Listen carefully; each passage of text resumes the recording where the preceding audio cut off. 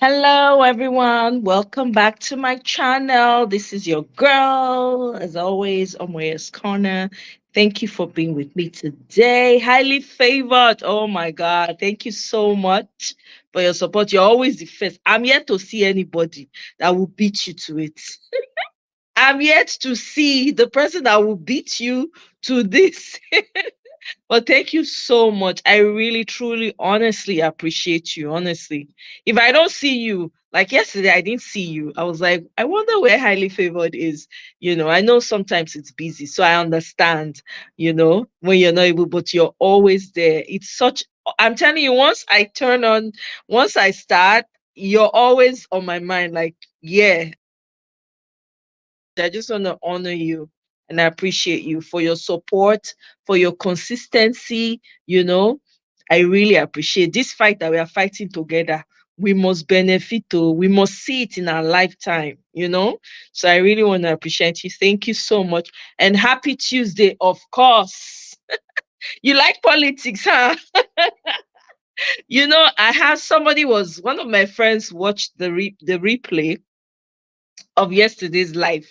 And the person said to me, because yesterday's life was it was simple, it was toned down, right? It was about relationship and in Mauritania where they celebrate divorces, right? So that's what we talked about. But towards the end of the conversation, but somehow, politics got into it. And the person said to me, oh my God, he said he just broke down and started laughing and said, hey, this girl, it be like say they use politics, take do you something, take cost you. I say, well, if you don't understand, it's not, I've never, who cared about politics in Nigeria before? Someone like me, I never used to pay attention. At least I can speak for myself. But I just feel like we cannot be silent with the kind of mayhem that is going on. Ay, ay, ay, ay. The children that are growing up, they won't forgive. They will not forgive their parents. I'm telling you, a lot of children will be cursing. So if we don't fight for it now, I don't know when. No, I really don't. So yeah, I had to. There was no way. It's still tied to politics yesterday, so it was funny. Yeah, you don't care about relationship topics. I know. I know yesterday, even with the relationship, I still tired to politics. Politics is my life now. Honestly, truly, truly though, I think politics is life. Because if you are not participating in the people that are making decisions for you, you're not participating in what's going on in your society, you're going to leave it to numbskulls, which is what we're experiencing right now, unfortunately, in Nigeria. It affects every aspect of our lives. It's so sad to watch what is going on in Nigeria. Politics is one of the most important aspects of our lives that we've taken for granted and left in the hands of numbskulls, baboons to be running the show. It's sad. Oh, you saw it there, that's why you didn't come. That's okay. I appreciate you regardless, and I do understand there are times you're not even able to make it. Even there are times I don't, I can't make it. So I get it. I completely understand. It affects our lives, oh, more than ever. Politics has always affected our lives. Politics has always affected. We just didn't know it. We're just doing catch up. We're just now playing catch up. Politics has always affected our lives. My God. Our complacency is what got us to where we are today. Absolutely. Absolutely. I agree with you, you know. But I have a few videos to showcase. So I'm going to jump right into it and then we'll come back and talk at the end of the show. So for doing that, I have to switch devices. So pardon me, okay?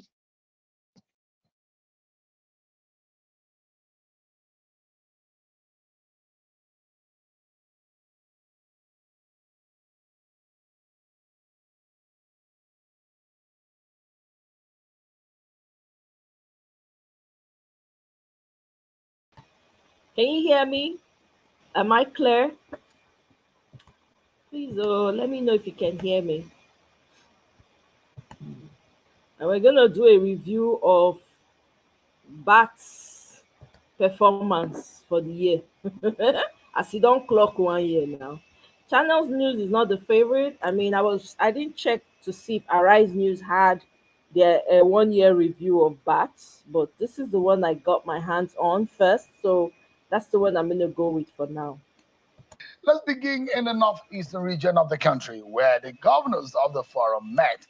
They had a foreign governors forum meeting, and they came out of that meeting lamenting the situation in that region. They're also concerned that the region has been neglected in the allocation of federal government capital projects. The forum noted with dismay that despite its cry for attention on the state of infrastructure in the region, which has been consistently echoed in all its communiques over the years, especially the poor road and railway infrastructure along the economic corridors that link the Northeast sub-region to the rest of the country, nothing serious seemed to be happening. Let's at least listen to one of the governors of the Northeast speaking after the end of the meeting. Forum reiterates its concern over the seeming neglect of the Northeast in the allocation of the federal government capital project.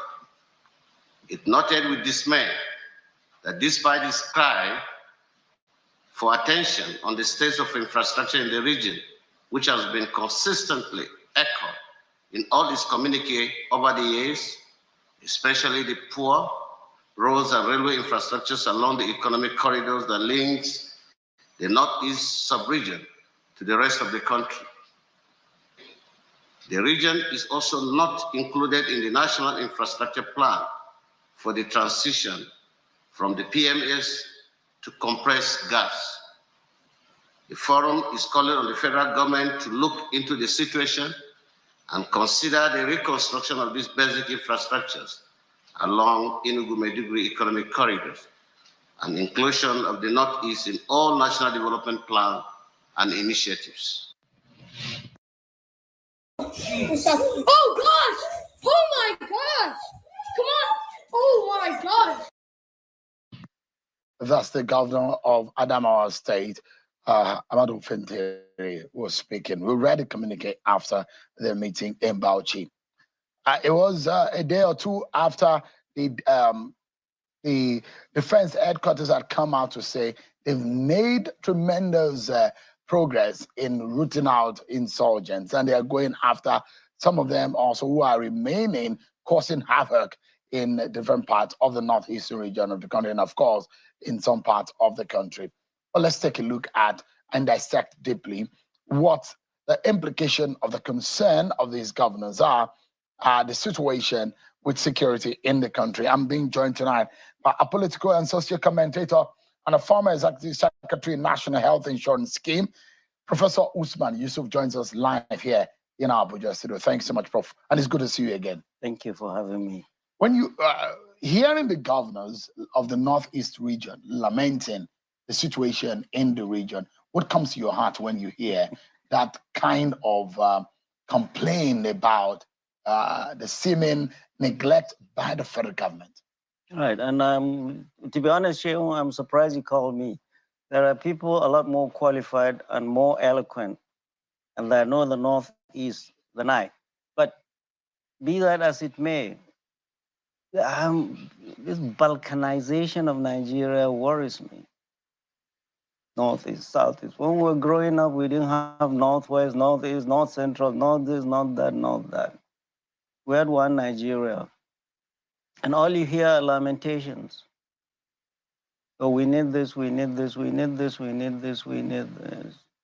Yeah, every region, we have issues. What is the Northeast Development Commission doing? What have they done since they were inaugurated?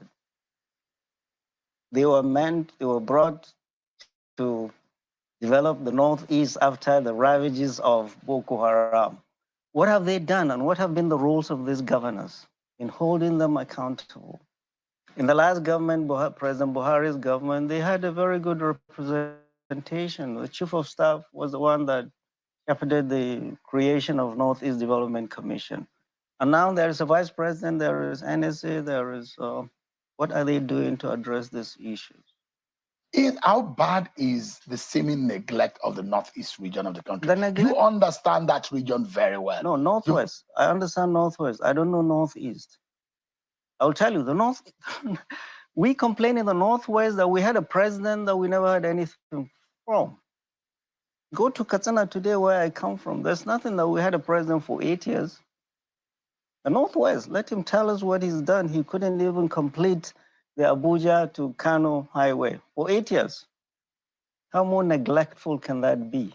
But the same thing that the governor of the Northeast is saying, they say, in fact, in terms of infrastructure, the economic corridors have been abandoned. Absolutely. In terms of road network, in terms of railway construction.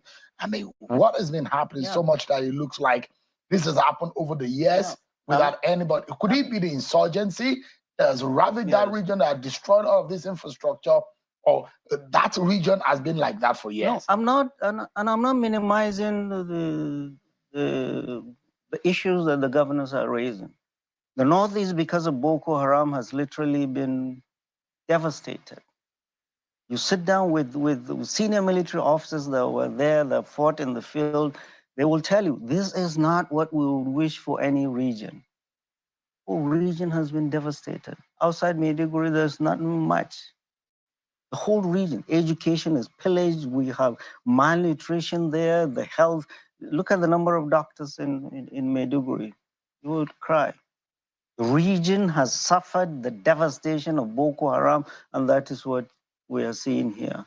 And that's exactly what is translating in the Northwest. The region has been in a mess for now 15 years, fighting a war for 15 years. No region can sustain what the Northeast has gone through. The question is, what have the governors been doing? What do they do?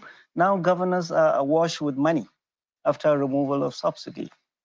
How have they been taking care of the issues of the people? Education, health. Jorge has always put the ones he loves first. But when it comes to caring for his teeth, he's let his... They went to Bauchi and they inaugurated the mansion of the government house, as if that's the priority of people of Bauchi. Governors are awash with money and their priorities are messed up.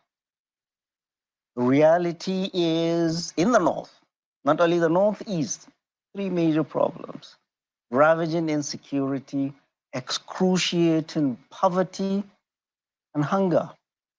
It's all over the region. You talked about that too. All over the region. They say that the socio-economic situation in the Northeast is very bad. Absolutely. Price of commodities, hunger in that region, malnutrition, and poverty. The governors also brought it back. These are the 3 main But what do you make of the manner in which our nation is structured, our federal system is structured? It's supposed to allow the federating units to be able to live their own lives in such a way that they can stand on their own and minimally look up to the center for help. But it does look like everyone suck up to the center. Yeah, because that's the survival of the constituent unit is limited. Right, because that's where all the money is. That's where all the money is. Anybody that has the money, and then he has control of everybody else goes to him. And this is what all the governors do. They go with their pants every month, collect the money, and a lot of them go to the BDC, change the money into dollars, nothing get back home. This is the sad situation we are in. In the North, if I'm the president or if I'm the governor in any state, we are richer than the South. In what sense? Many ways. 3 things. The North, agriculture, if we concentrate on 3 things: agriculture, solid minerals, and solar, we'll be done. All the water, all the hydroelectric power stations are in the North. Mambila. The Northeast is complaining there's no power. When Mambila nothing is happening. Yeah. There are a lot of lamentation. Yeah, who was there? Who was there before? If we had developed Mambila, we wouldn't be in this mess. The North is richer than the South. We need terms of agriculture, untapped deposits. Absolutely. We have the land for agriculture. We can feed not only Nigeria, but the whole of West Africa. Secure our people, let them go back to the farm. Number 2, and do not abandon agriculture and go and run after this oil that is fluctuating all over the place. Solid minerals, we have it all. Why is the fight in Zamfara all over this northwestern state? Because of gold. Largely. Yeah, a lot of it. And then previously in the last government, the National Security Advisor will come and say, oh, mining has been banned, no fly zone, no follow-up. And thirdly, and people should ask, where has been the gold of Zamfara? Where is the gold? We have the sun. We can power not only the region, but we can power the whole of the country. Whatever, all the governors largely, I mean, look, we look at the president more than we look at the governors. To be honest with you, largely 80% of our problems are the governors. Would you say that the major problem of the North is bad leadership? It's not only the North, the whole of the country is only just a measure of degrees. Just a measure of degrees all over the country. Because you look at the indices, you look at the indices in the northern region of the country compared to the south. You imagine the human capital development, poverty figures there, and it's out of school children, absolutely, malnutrition, poverty. A lot of the indices that determine human capital development they're in the negatives when you talk about the northern region of the country. And that's why I asked the question, what is the role? And you also imagine, in terms of quota, how many leaders at the national level have governed this country? You see that we perhaps will have had more presidents in the northern region of the country than the southern region of the country. Right, and it's corruption and bad governance. I've said it again and again and again and again. We've had leaders in this country that we have benefited from. And all of these governors, all of these ministers have benefited from the good governance of our leaders past. All of them. In the First and Second Republic. Absolutely. They were good custodians of that which they were entrusted with. What went wrong? Where did we start to get it wrong? They were good custodians. They trained us. They did not accumulate. But now everybody else, the governor wants to not only accumulate, but leaves the state treasury empty. Not only that, indebted. So the goal, the primary thing is corruption and bad governance. Corruption and bad governance. It's everywhere. It's only more pronounced here because of the insecurity. It's going to bite us. And I've been saying it again and again, again and again. How many governors, how many ministers, how many service chiefs can retire and go back home and stay like those leaders of our time used to do? They used to go back home and stay with their people. Shagari went back home and stayed with his people. How many of these governors, these service chiefs, these ministers will go back home, ancestral home? All IDPs in Abuja because of bad governance. Right. We have our borehole, we have huge fence with electric fence, we have security man with a gun, we have dogs inside the house, we have CCTV. We don't feel safe after accumulating all of this. And we've forgotten home. And I said it again and again and again and again. We, all of us, bore the pregnancy and gave birth to this mess we're seeing around. There are those who have said over and over again that we're sitting on a keg of gunpowder. Yeah, that word has been said over and over again. That keg, the sitting on it has been for so long. And now perhaps the gunpowder is exploding in our faces as we see because of some of the situation that the kind of violence that emanate in some parts of this country. And you imagine the ideological and the psychological orientation that is breeding this kind of violence, where it's coming from. And I guess it's a sitting or the keg of gunpowder that is already now blasting in our faces. You see, it's the injustice. I come to Abuja, sometimes I see Wike is doing a good job. Roads and and I go back home, I see the poverty. I say, so we have money in this country? Or I see a governor building flyovers where millions of people, Nigerians, in his neighborhood, predominantly women and children, go to bed hungry. So we have money to do all of this, but we don't have money to take care of people. We don't employ our kids. We don't feed. Our hospitals are in a mess. Our schools are in a mess. And we expect peace. We come to Abuja, build big houses with razor wire fences, electric fence, and expect to live in peace. Peace will never come to any society where there is this much injustice and inequity. We'll only be deceiving ourselves, going around town in big black SUVs and sirens. Let me allow you to. I know you're passionate about. You've made a lot of effort and collaborated with a lot of people with the issue of security in this country. And a lot of the times, I'm excited, as much as I know that we are still far from achieving the result of securing Nigeria 100%. But when there are efforts that are being made, it's good to assess and see how far we have come. Prof, let me allow you to listen to the spokesperson of the Defense Headquarters, who gave a breakdown of some of the efforts that the military have made in rooting out insurgents and some violent extremists in our country in the past few weeks. Take a listen to him.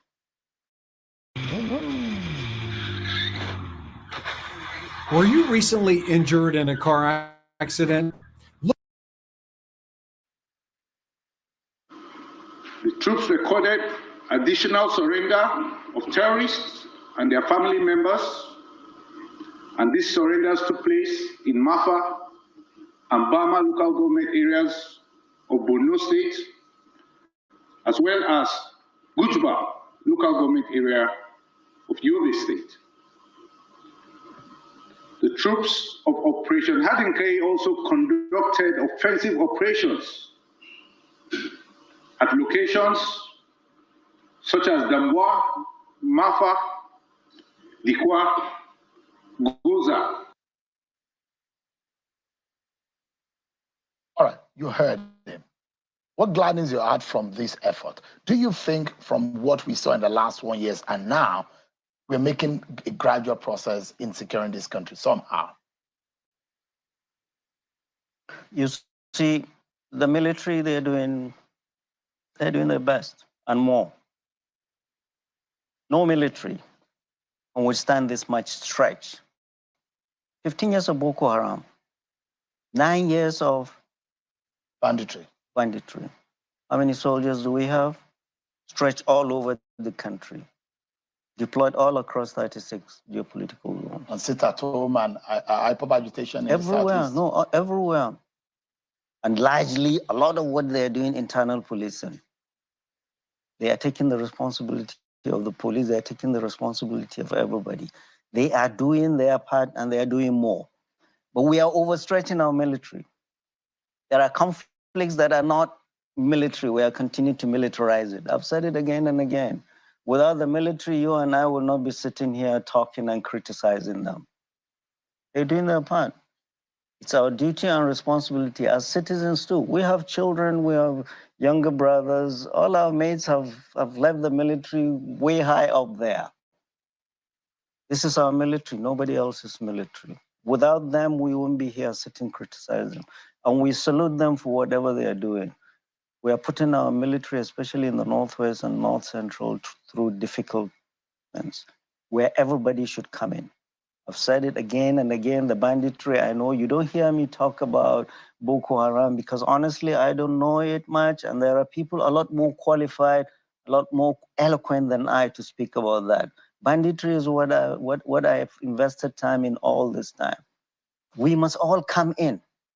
We are exposing the military too much in political mess.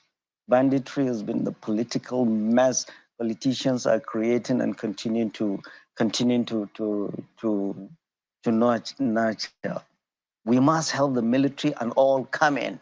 Where the military needs to be, the military needs to be. There's a role for the military. There's not going to be a military solution to banditry. I've said it again and again. They've done a wonderful job in Boko Haram. They've liberated almost all the local governments. I think only one, if that, without the former chief of defense staff used to tell us when we were doing this job, when we were getting this trained guys out, say, gentlemen, remain focused. I have been to the Northeast. I have seen the devastation of war. We don't want this in any part of this country. Do your part. And this is what the military is doing, overstretched. Whoever sees a soldier today, salute him for what he or she are doing for this country. Politicians are not doing their part. They are not. What would you say? What do you think they should be doing? Politicians, a lot of the drivers of banditry, insecurity, the levers, governors and politicians have it in their hands. Education, malnutrition, drugs, unemployment. These are the drivers that fuel all of this. And you're calling soldiers to come and fight this when the politician has it. He's living here as if it is 1999 and sending soldiers to quell, to shoot places where there's no water, where there is no food. The military, we are putting them in an impossible situation where politicians are not doing their part.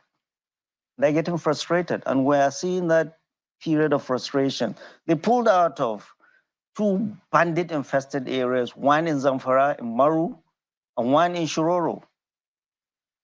They've taken hits all over this country. You hear from Delta to Zamfara to Katsina to Kaduna. Officers and men lost from ambushes. The 8 months of this government, we've lost about, as is reported. Many they don't report. Over 500 officers and men in this conflicts, ambushes in these conflicts. For goodness sake, they are there to protect and save our people, and these terrorists are killing them. What are we doing? What are you doing? Showing you're doing your part. Sometimes I say, what am I doing? Everybody must do his part. If you look at it fundamentally, and we need to start holding our politicians and those who are in power accountable. If you say they are corporates, and in all of these, and why we have so much of this eating into our polity and destroying a gradual destruction, because when the rats start eating up the bread, it eats it in crumbs until the bread vanishes. The question is that in the immediate, what can the average citizen be looking at as an expectation on the politicians, on the leaders who are in political power, whom you have accused of neglect to the people? And I'm telling you, to be honest, the ordinary citizen has given up. He has given up. On the politicians? On the politicians. You go to... There is a report by the American Society or Nigerian Society of Hypertension.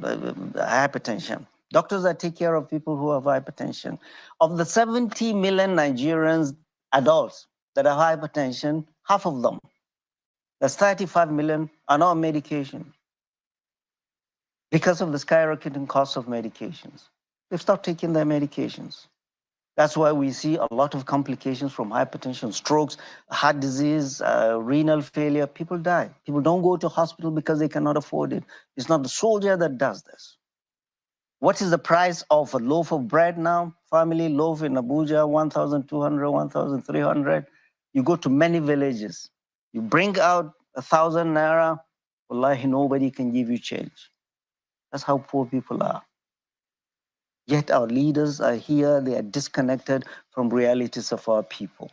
We've seen how the other time members of the Senate are saying, oh, this one got 500 million, this one got 200 million. They are disconnected from realities of our people. People have given up on them. There is nothing a politician from top, from local government to the president, that will tell the people that they will believe him now. This is the honest truth. They've lost faith. They've lost faith on our politicians with good reasons too.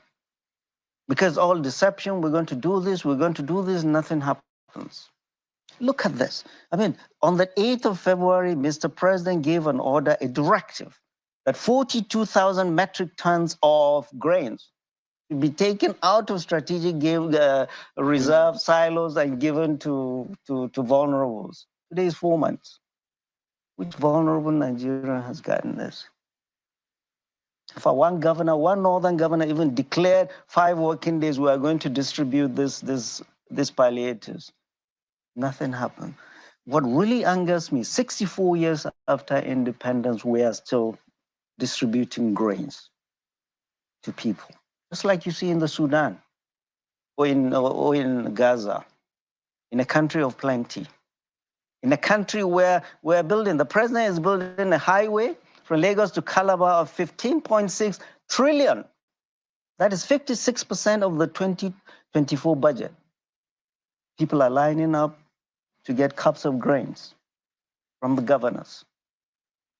All the windfall the governors get, they go back home, they give people grains, cups of grains, women and children to shut them up while they continue.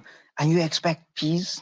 Can never be peace in a country like this. Prof, if you look at the last, and we need to start holding government accountable and those who are in position of leadership, you look at what has happened over the last 300 plus days of this government, how would you assess it? I've said it. I've just written a paper that said Tinubu's reign of deception, destitution, and hopelessness. So we're going to do this. The example I just gave you, they're going to deliver palliatives in 4 months. Nobody has gotten it. It's one thing after the other. People have lost hope. Destitution, our people, it really hurts me and pains me to see our people, predominantly women and children, lining up. The government promised renewed hope. To get cups. Renewed hope has turned into hopelessness.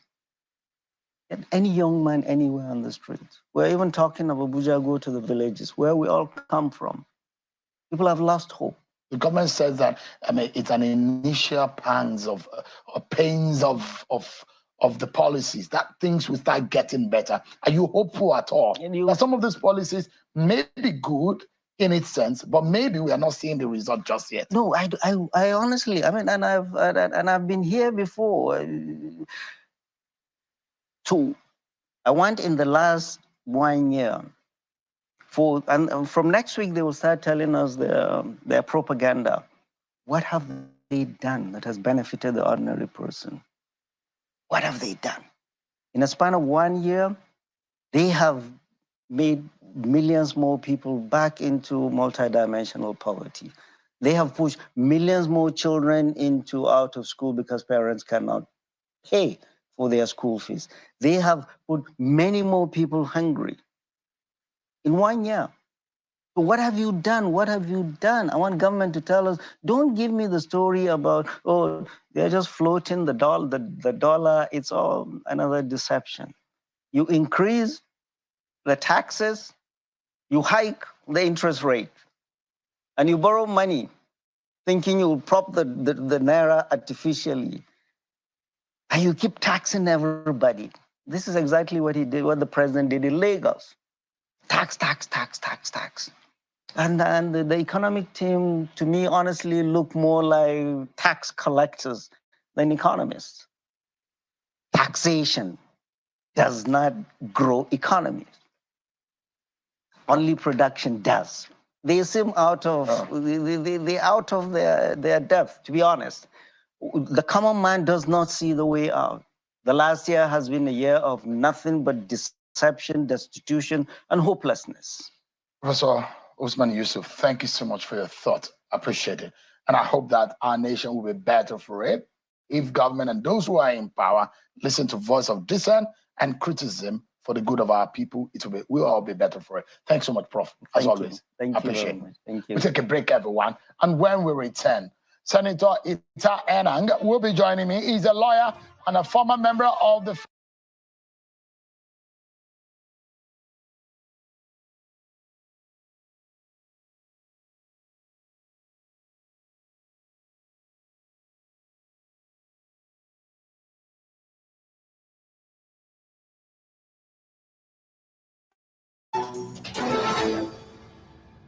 Now, protests by politicians aspiring to be elected leaders are common in Nigeria.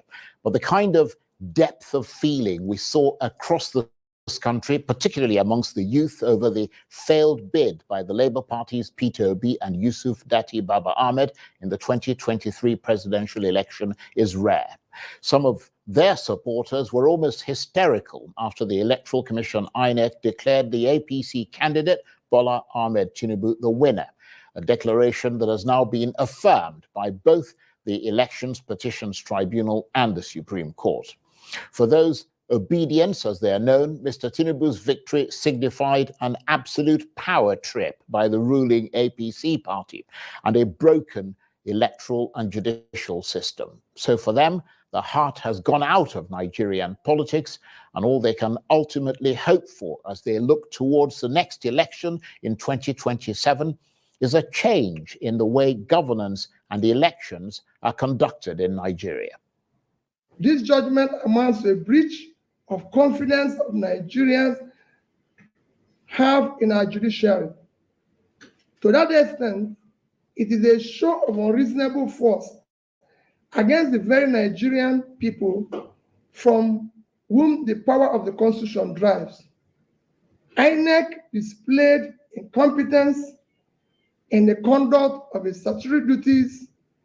The judiciary has largely acted in defiance of the constitutional tenets, precedents, and established ground rules.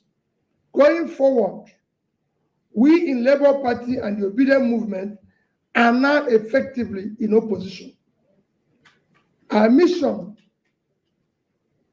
has been more about anchoring a new Nigeria, and it remains unchanged.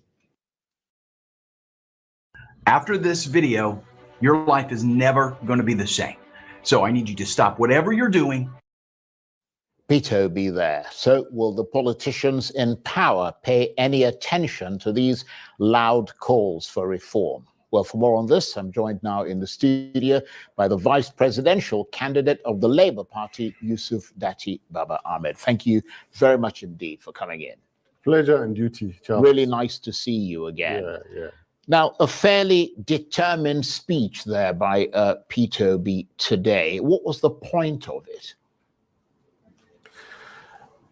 That the judgment eventually and ultimately from the Supreme Court stands accepted, largely because we can't do anything about it.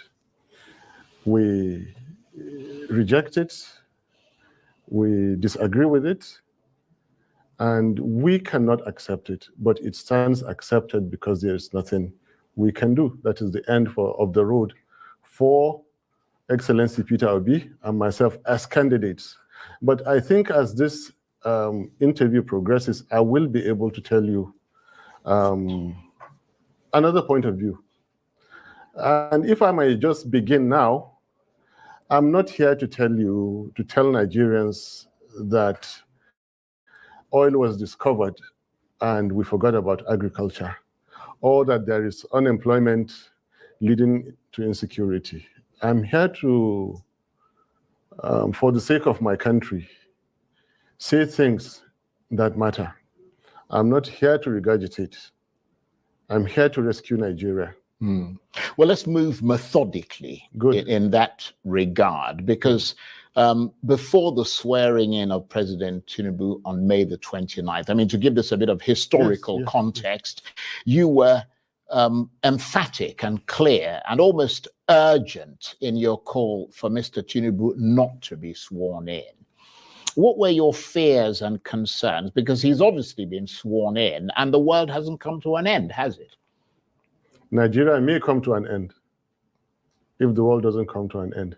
But very valid question.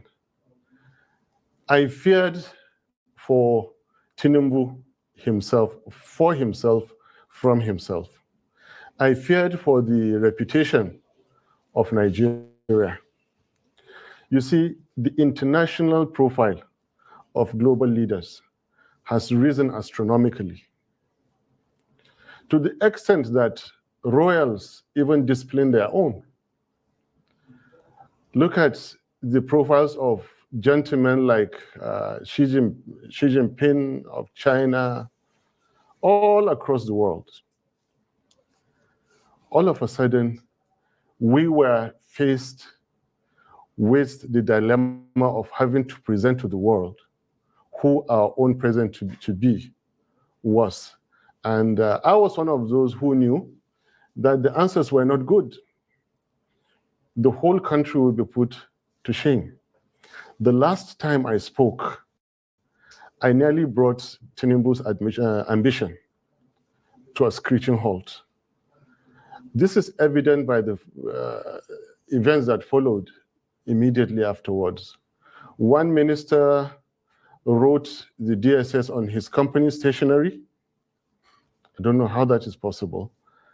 And another minister, skipped ECOWAS, skipped AU, and went all the way to Washington to report me. And Nobel laureate, a very, very senior citizen, inviting me to a national debate. And I'm not that smart enough, even though my dear good friend Chimamanda acted on my behalf. And then DSS coming out a week later, under duress, of course, you could see, to do the bidding of that minister. This shows they were scared.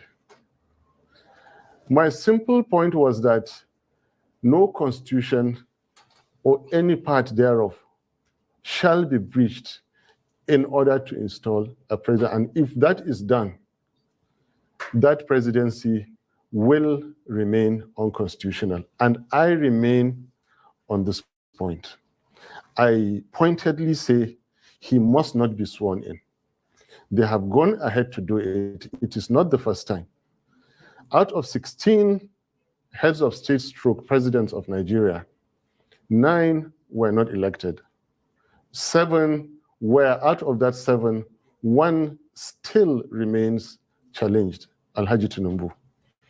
Challenged. And that is because of the constitutional breach. Now, my attitude from day one was that based on experiences, let's forget anything electoral. I know the system deeply. My boss, Obi, knows the system deeply. Let's go for the constitutional point.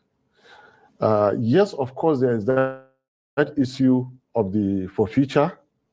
There is the forgery.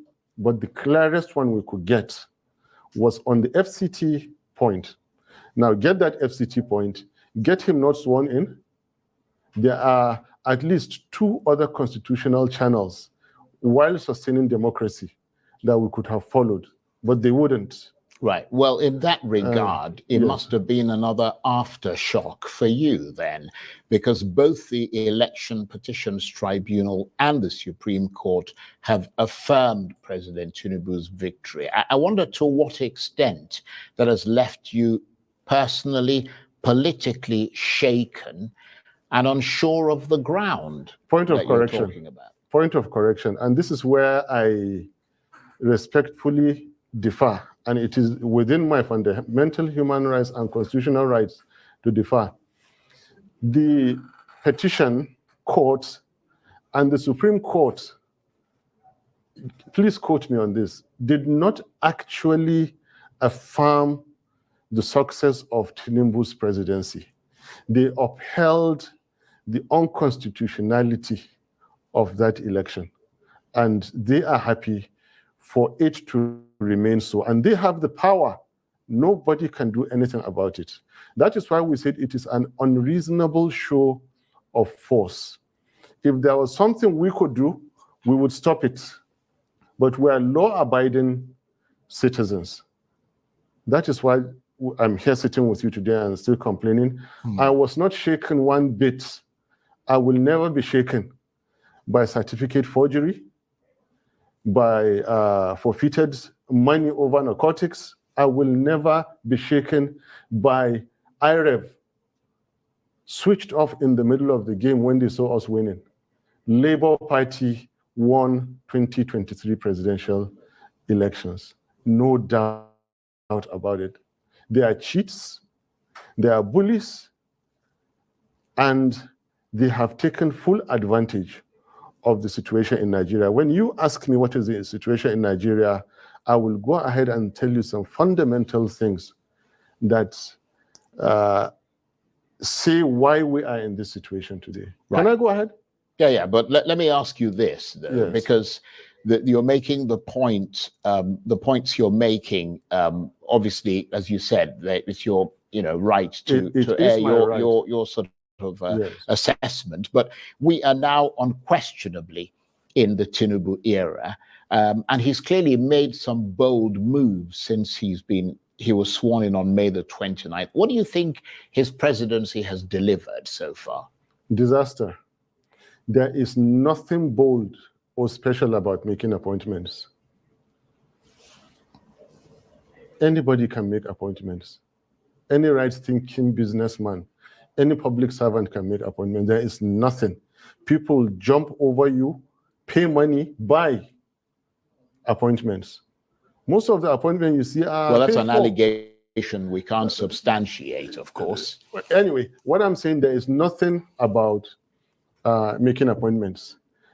You should be talking about the Naira has fallen down to 1,250. You should be speaking about 26 Nigerian soldiers that were killed in neighboring Niger State, something that has never happened in all Nigerian military missions throughout Africa. Nigerian military are dreaded because they are good, they are professional, yet in our backyard they kill our soldiers under Tinubu. What is bold in having your soldiers being killed? To rub it in, they followed with killing another 8 soldiers. To rub it in, villages, almost on daily basis, that is the news, everywhere in Nigeria. This man has delivered nothing and is poised to deliver nothing. Well, they have not moved an inch Nigeria from consumption and waste to production, and they will not do it. They will not stop the killings and start the healing. Well, they will not stop the stealing and start the keeping. And they will not stop slide of Nigeria, and they cannot start the climb. Well, I mean, the international community, certainly some in the international community, would beg to differ with your assessment, because I wonder what your reaction is to the latest Fitch international ratings agency, which is hugely respected across the world, and that is the front page of this day newspaper today. Fitch has rated Nigeria's credit worthiness as stable. It's given it a B-. I mean, surely that suggests that international confidence, and it did actually say that, in the Tinubu government is growing. Well, can I just make the point? Even though, in fairness to some of the points that you're making, according to Fitch, that rating is constrained by what they described as weak governance, low non-oil revenue, security challenges, which you talked about, high inflation, low forex reserves, and weakness in the exchange rate framework. Nevertheless, for somebody who just started in office about 5-6 months ago, to have that kind of rating from... I have a lot to say. Yeah, go ahead. To have that kind of rating is pretty impressive. Charles, it would have been more productive if you listen to Nigerians on the streets. More productive if you go into the villages and find out from those whose families are abducted. Find out from average Nigerian worker when they go to buy foodstuff in the market. Not Fitch. Fitch don't know you. They don't know Nigerians. They don't know. Look, I live on statistics. I eat, I sleep statistics. So does Obi. We create statistics. Yeah, but Fitch are the people who give... Are you forgetting... Who impress the international community to bring their investment into this country? Are you forgetting the likes of Fitch and those rating agencies are those who were largely responsible for the 2008-9 financial crisis? But look, let's not go into those lines. Let's come back to Nigeria. All I'm telling you, you're looking the wrong way. If you want to know what's happening in Nigeria, come to us in Nigeria and don't read those statistics because they are misleading. They always speak about growth. It's not growth actually that matters, those figures that give you, because there is nothing as misleading as far as welfare is concerned as growth. The stethoscope you use in measuring the heartbeat of an elephant, for example, China, cannot be the same one you use to measure the heartbeat of a rat. Smaller countries, I won't call any country a rat. Do you understand? Leave that aside. Let's come back to Nigeria and speak about what is happening in our streets, in our villages, in our markets. These people have not done any bold step. The only bold thing they did was to shut down IREV. The only bold thing they did was to misapply force on the weak Nigerian institutions that we have. Now, ask this question.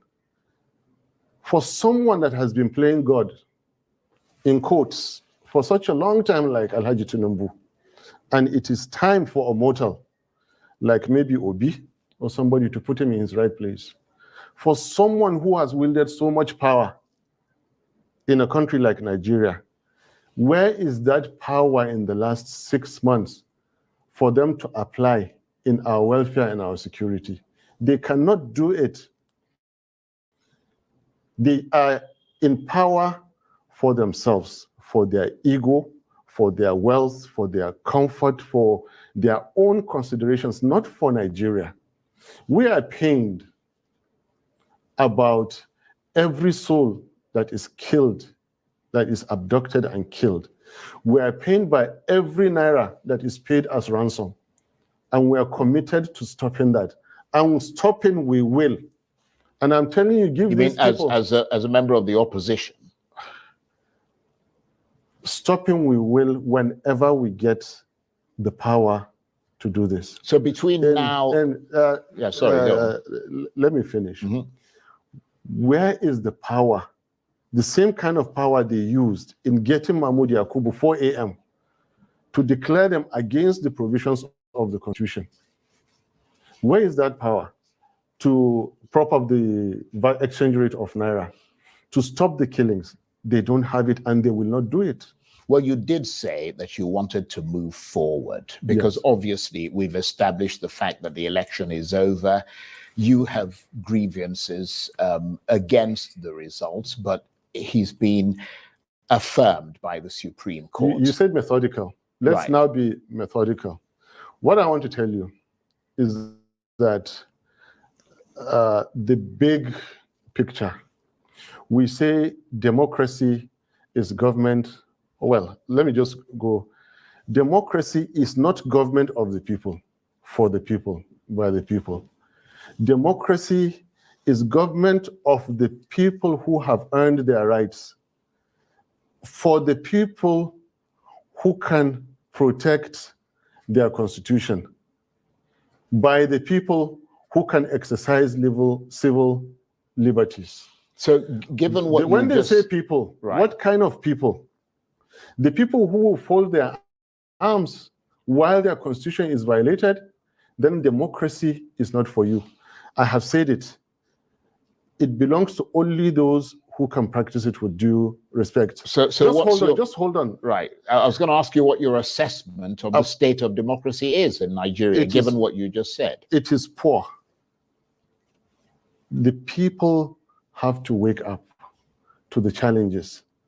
For a people that are ready to accept anything, then anything will happen to them. Again, in quotes. You see, a fraction of 1% difference in a political DNA of a society can spell the difference between servitude and freedom. Last year, you saw it. Indian farmers sat in a location for 1 year because of one obnoxious government policy until Indian government reversed it. Before the war in Israel, Israelis were in the street for 16 weeks, counting. You can count so many other countries. Nigerians are not yet ready to do this. As I'm speaking to you, the likes of my former friend who would say it's treason, is all that, I am educating Nigerians. Rise up for your rights. No justice of Supreme Court will give you democracy. Yeah, you have to go out. But they're not going to be able to reverse that. Let me finish. They will. I mean, they Nigerians. can't. This is Constitutionally. No. Constitutional and legal, and this is where I differ. With all modesty, okay, I don't mind being alone on this. but I know I'm not breaking any law, and I have never had a criminal record. So what are you actually calling on the finish. people to do? I'm trying to understand what you're saying. I'm getting to that. Sure. I'm saying we're running out of time. So I'm saying that, and again, this is instructive. I'm saying that we, the people that stood to form the Nigerian Constitution today, it is not over. For we, the people, power is that which remains standing when there is nothing to oppose it. A leader is he who remains followed when there is nobody to challenge. Authority is that which is implemented when there is nothing to stop it.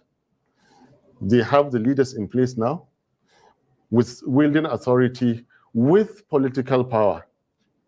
But power and sovereignty belongs to the Nigerian people, we the people, on whose behalf an elected government is exercising that authority. Now, where the people are dissatisfied with the rulings of their courts, they own Nigeria. Alhaji Tinubu does not own Nigeria. Peter Obi does not own Nigeria. Yeah, but the Nigerians on the streets own Nigeria. But the and APC, listen, I'm getting to the point. The APC would argue that you don't own Nigeria either. That you have a portion of the electorate that voted for you. I'm not telling you it is not over. I'm telling you it is not over. For Peter Obi and me, it is over. For we, the people, the Nigerian people, at any point in time, they can take back Nigeria.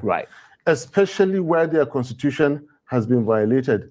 Especially where all that the Supreme Court ended up doing was to sustain the unconstitutionality of a certain election. Let me come in here, because between now and 2027, which is when the next presidential election is due, how do you think things will play out? And what role do you see yourself and Peter Obi and the Labour Party playing in that? When the Nigerian people rise to defend their constitution, anything can happen. And well, that sounds quite a bit worryingly frightening. We are in a worryingly frightening situation. I told you I'm not here to repeat what you've been hearing. And I was prepared to come here. I have never had a criminal record. I love my peace. And I'm repeating that when the Nigerian people decide, Nigeria is theirs for the taking. And any fraudulently elected government is fair game for them. Nigerian people have the right, the constitutional right. As we speak now, DSS can go and interpret. They have lawyers there, police, IG, and they can go and interpret. The Nigerian people have that power, not Obi or Atiku or anybody. Nigerian people have the power at any point in time to take their country. All they have to do, not even seek approval. They give notice. It's interesting. And listen, you turn away the barrel of your guns, away from the Nigerian people, and point them at the enemies of Nigeria. This country belongs to Nigerians. Well, you've made that point. When Nigerians decide, but if they want to practice democracy, they will take this country. It has happened before. The military decided, they took Nigeria for so long, they fixed Nigeria and handed it back. Now, whoever thinks that the Supreme Court will give democracy from any courtroom, the way it appears now is mistaken. It's interesting. Nigerians have to go out. You've made that point. Nigerians have to go out and democracy. And this is not a treasonable comment. I am not a careless person. I have never. So you thought the things you're saying through. I thought it through very well. Well, this is the Constitution is made by Nigerian people.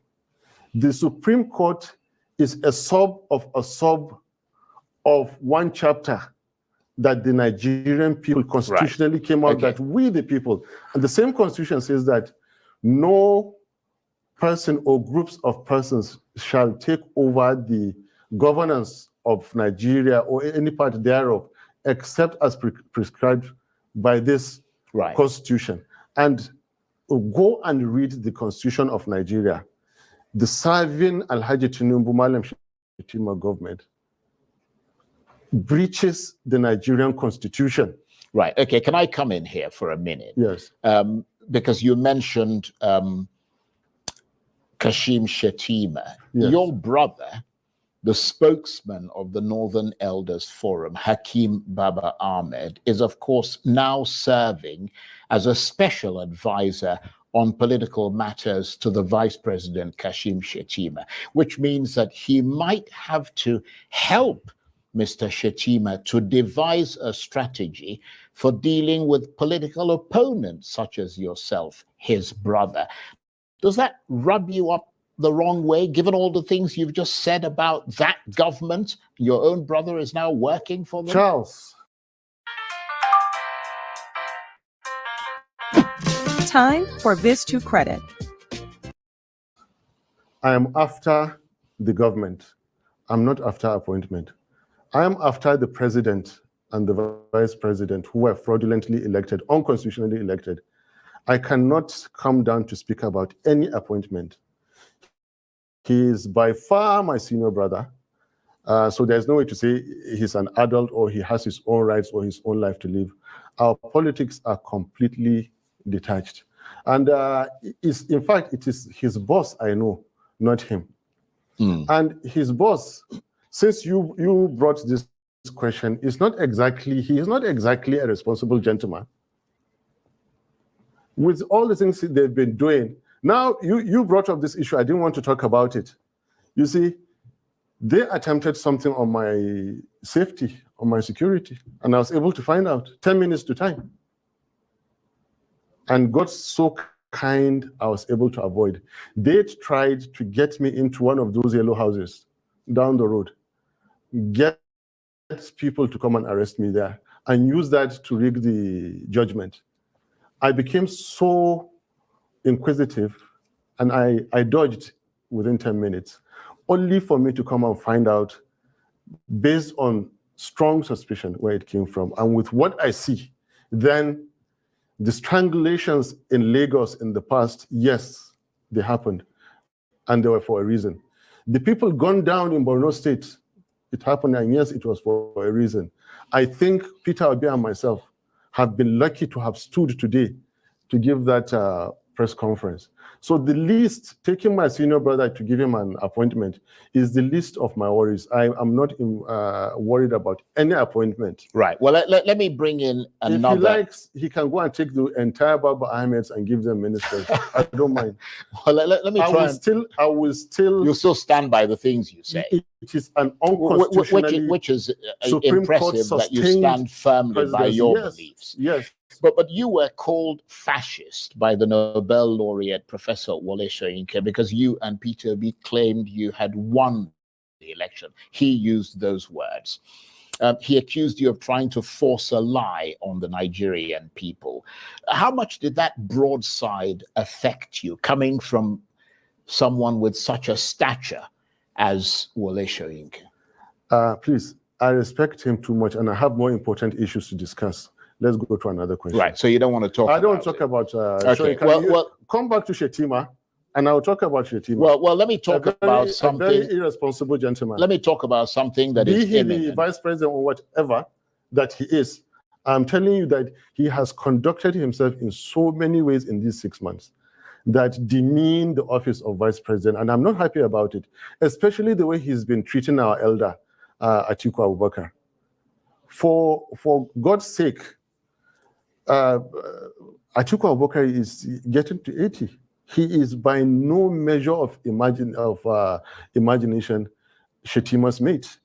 How can Shetima come out and say that the Kanuris crack jokes with Fulanis, therefore he's going to retire him to Dubai or Morocco? And these are very personal issues.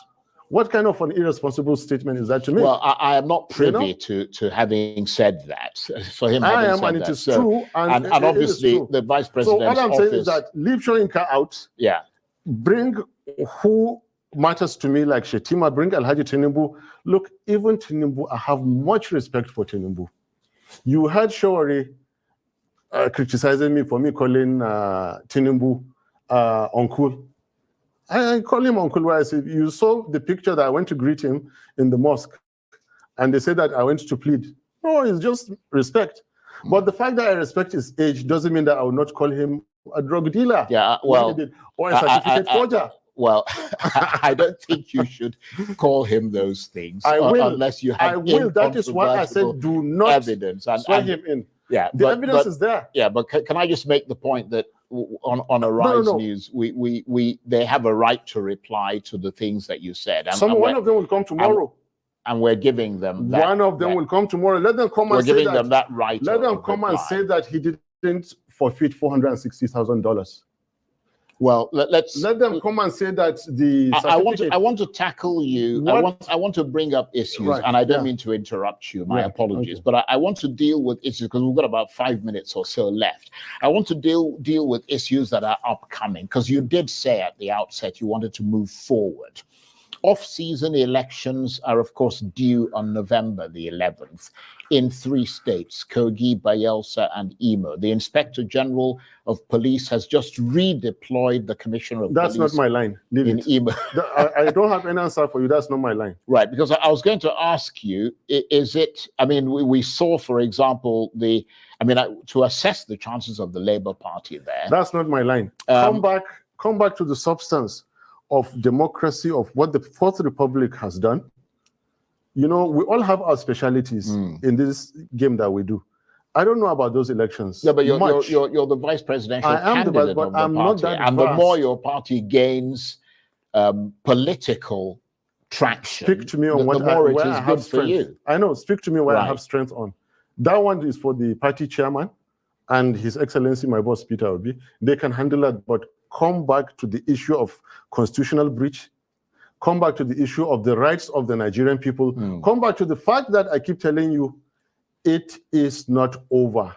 If the Nigerian people decide to rise, they will reclaim Nigeria. The Europeans came. There was no constitution. And they had power. They colonized Africa. So power is when you have the power to do and nobody can say. Now, Nigerians can take this power because their constitution has been breached. Right. That constitution is their own. They had faith. Right. Nigerians had faith. I think you've made that point over and over again. Right. We've got about 3 minutes left. Yes. What is your next move? Continue in this line of protecting Nigerian constitution. Continue in this line of creating awareness in Nigerian political system. Continue in the Labour Party and the Obedient Movement with Peter Obi.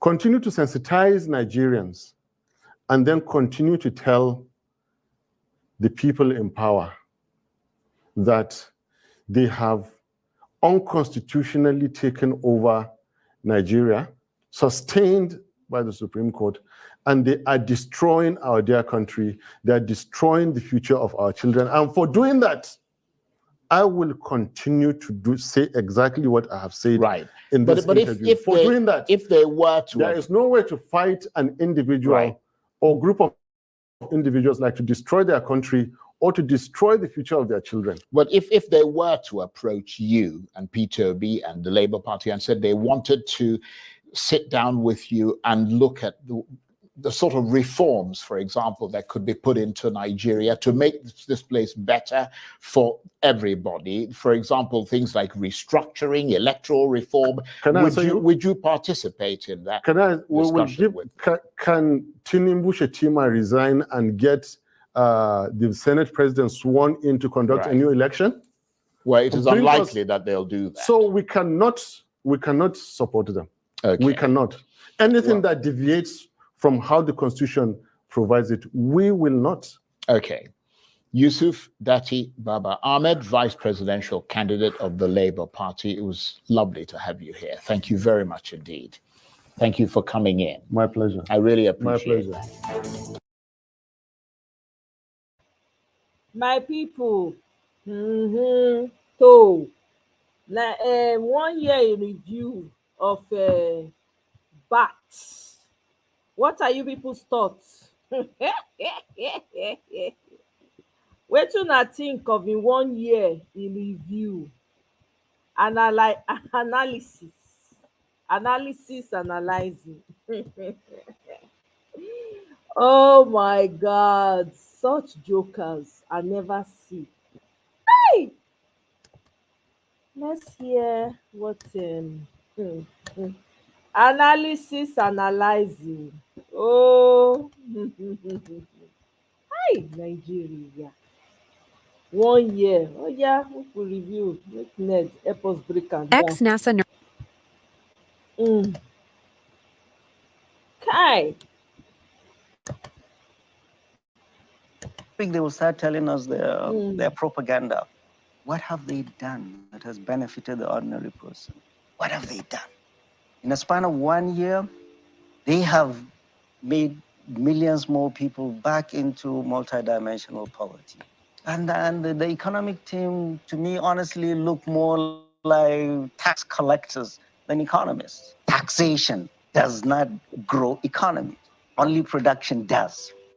The last year has been a year of nothing but deception, destitution, and hopelessness. Professor Yusuf is right about Tinubu's 1 year in office, and he sounds very much like P2B. The only reason Tinubu's handlers are not attacking him or going after him like they normally go after P2B is because they think he doesn't have the influence to influence anyone in the North. Remember how they went after the Northern Elders Forum secretary when he criticized Tinubu and said that the North regrets voting for him, that they will not make the same mistake in 2027. And it wasn't as if many Northerners didn't see the signs during the campaigns because he dodged all debates. Anyone who dodges debate means he's hiding something. Debating other candidates is the sure way to prove your intelligence, your smartness, to convince people that you have a good understanding of Nigeria's problem. So they saw all the signs, but like the Nigerian way, they said, let's just vote him. We'll manage him. He can never be worse than Buhari. Maybe that's why people are now expressing their regrets, lamenting openly that they never knew it would be this bad. As May 29th approaches, you will see the kind of propaganda they will be pushing, that the past 1 year of Tinubu's administration has been all roses for Nigerians. It has already started, by the way. The presidential spokesperson said that Nigeria's purchasing power has increased. He said that a few days ago. So you can understand that they live very far away from reality. People who can't get their priorities right. Imagine spending a whopping 90 billion naira subsidizing religious pilgrimage. How many people will be benefiting from this 90 billion? They are not up to 1 million, but we have more than 1 million students attending tertiary institutions in Nigeria. But the government budgeted only 5 billion naira for student loans. This 5 billion naira, no one has obtained that loan up to today. So which of the two will benefit Nigeria's economy more? Obviously, the student loan. So imagine they are budgeting 5 billion naira for people that are more than 1 million, while budgeting 90 billion naira for a few thousand people. Look at their priority. They're only interested in politics, specifying their support base. They want to attend Hajj and come back and still face the same problems. After attending the Hajj, are the problems in Nigeria, the security challenges, the lack of water, all the problems people are facing in the north and even the south, will they magically go away? No. Why not spend that money on something tangible that will make a difference in Nigeria instead of wasting it on religious pilgrimage? Pilgrimage is supposed to be attended by people who are wealthy, who can afford it. Let them go there and have peace with their maker, not at the detriment of poor people and government. Government should not be involved in such things. Governance is not hard. It's only in Nigeria they make it look like rocket science. Look at Argentina. Their month-by-month inflation has been coming down since the past 6 months, now at 9%. You know the percentage they met it? What about Nigeria? It's been going up. It's approaching 40% today. So they are definitely doing something wrong. Let no one deceive anyone that it will be better tomorrow. No. You have to start from today, doing all the right things before tomorrow will be brighter, before the future generation will benefit from what you did today. If you start by doing wrong, doing all the wrong things, awarding frivolous contracts and overinflated contracts, how is it possible that tomorrow will be better? You see, we don't seem to learn from history in Nigeria. Look at what happened to Yaradua. after he was flown abroad for medical treatment. And after his demise, no one that came after him, no president, thought it wise to build a standard hospital where presidents can be treated in Nigeria. So the bad governance actually affects the people leading the country. What they fail to do might turn back and hurt them in the future. Imagine having an emergency and they have to fly the person abroad. All the time it will take to get to Europe and Asia, that time would have been used to treat the person if the hospital exists in Nigeria. Just like it happened in Iran, it took the authorities more than 16 hours to locate their president. They didn't even find him by themselves. They had to rely on a neighboring country, Turkey, to help them to locate the crash site.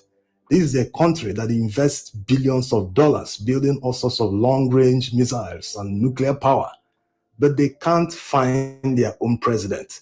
This is the priority we are talking about in Nigeria. They do all sorts of things, waste all sorts of money, but little things that require little money, they can't invest in them. Look at all the insecurities in Nigeria. Look at all the water shortages. People in the Northeast, they are facing serious water shortages. Even in the Northwest, many regions. But the government will rather spend billions and trillions constructing one project. They rather spend billions of naira buying products from abroad, buying Toyota SUVs for the customs, when they have local manufacturers in Nigeria. Who does that? No European country, no Western country, even Asian countries will buy from another country when they have local manufacturers. Yes, that's the only way you can support your own. They can't be boosting other economies and making sure that their people retain their employment with the companies they buy goods from, while in Nigeria, people are losing their jobs en masse. Many companies have already left Nigeria. More will follow. The ones that are still operating are making huge losses in the billions of naira. Even Dangote lamented the other day that they created a huge mess by devaluing the naira. Many companies obtain foreign loans that are denominated in foreign currency. They have to repay and service these loans. How are they going to do it when the naira has lost its value by more than 300%?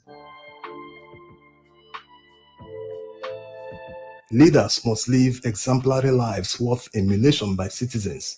They can't be living extravagant lifestyles and be telling Nigerian citizens that they don't have the money to pay them a living wage, that they can only pay 48,000 naira as minimum wage. That's a huge insult, considering the fact that he can't even buy a bag of rice in today's economy. This administration has the largest federal executive council with 48 ministers, but they keep telling Nigerian workers that they can't pay more than 48,000 naira as minimum wage.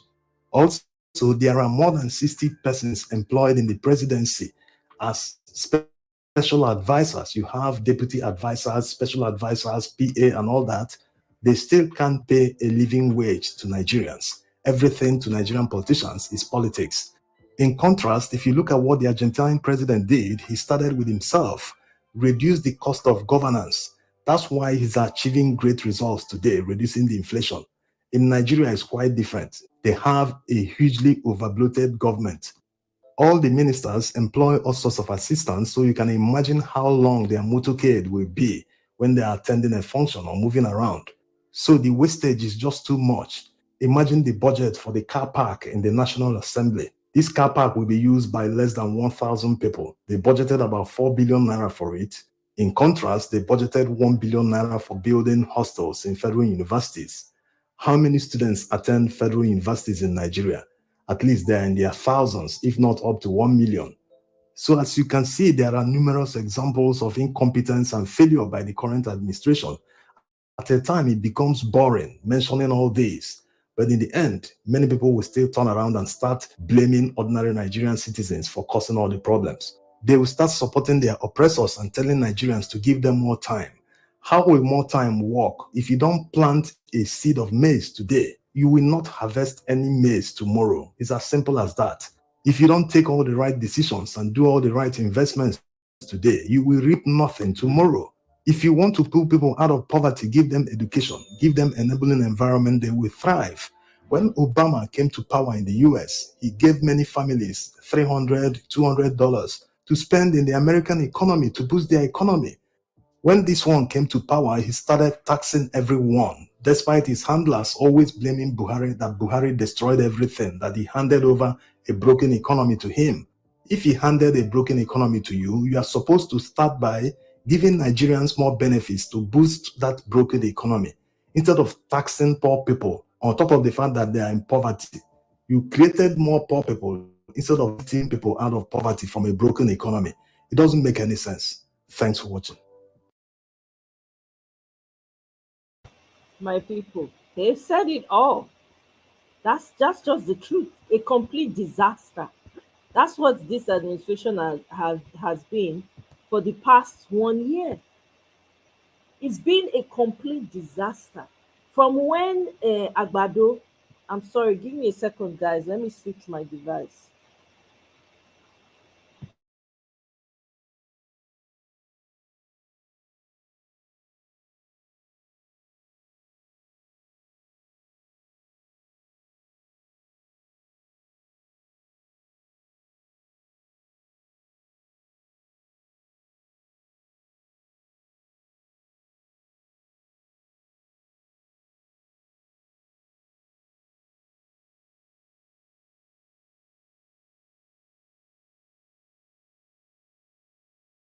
Can you guys hear me? Please let me know if you can hear me. I'm sorry, I had to switch my device so that we can talk and engage. For the past, please let me know if you can hear me. Okay, great. Thank you very much, highly favored. For the past 1 year, how many of you remember when, as soon as Tinubu was sworn in, right, the first thing he did was to say, subsidy is gone. How did he even say it again? Subsidy is gone. In between them injecting him, only God knows what they were giving him in his vein. Whether a battery booster, right? So that he can stay the entire event that they were having for him. Meanwhile, I heard there were drones all around that area. Drones. And the place was security tight. Remember, I think he was the chief of the APC or the chairman of the APC. They didn't even allow him get past the main entrance. They sent him back. And then Soludo too. Soludo was trying to get in. They sent that one too to the back. That was the first thing this man did. As soon as he came in, he said, subsidy gone.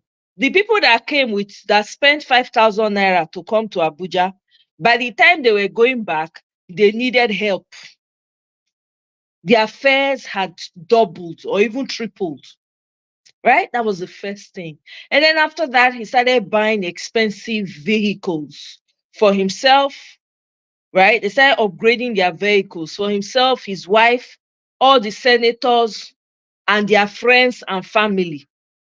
Abi, Abi na true at the talk. If anyone when I talk we no correct, Abi, let me know. Say only me not know everything finish. Okay. After that, nobody will hear say he say he won't buy yacht, or whatever. Yacht. How much that thing cost? Not be billions of naira they take buy that thing. Okay. After that, no. Shortly after, is it before? Before his swearing in, I think he disappeared to France. They said he needed to go and take care of himself. He was there for weeks on end. Abi, they were pumping him with all manner of things. People started saying, is he not coming? Is he not coming? Is he not coming? Prior to the election, not one day did he show up for a debate. No journalist asked him, please tell us what is your manifesto. All they did was copy the manifesto of Buhari, copy and paste. The man did not even come and tell us, explain, or even, really tell us what he wants to do, what his manifesto is all about. He didn't say a word to any one of us. Right? When they were demanding, PO has not sent his manifesto. There's no manifesto. They were hounding PO for manifesto. Tinubu did not provide manifesto. Now copy and paste. What now happened? He went to Chatham House with his teamship people.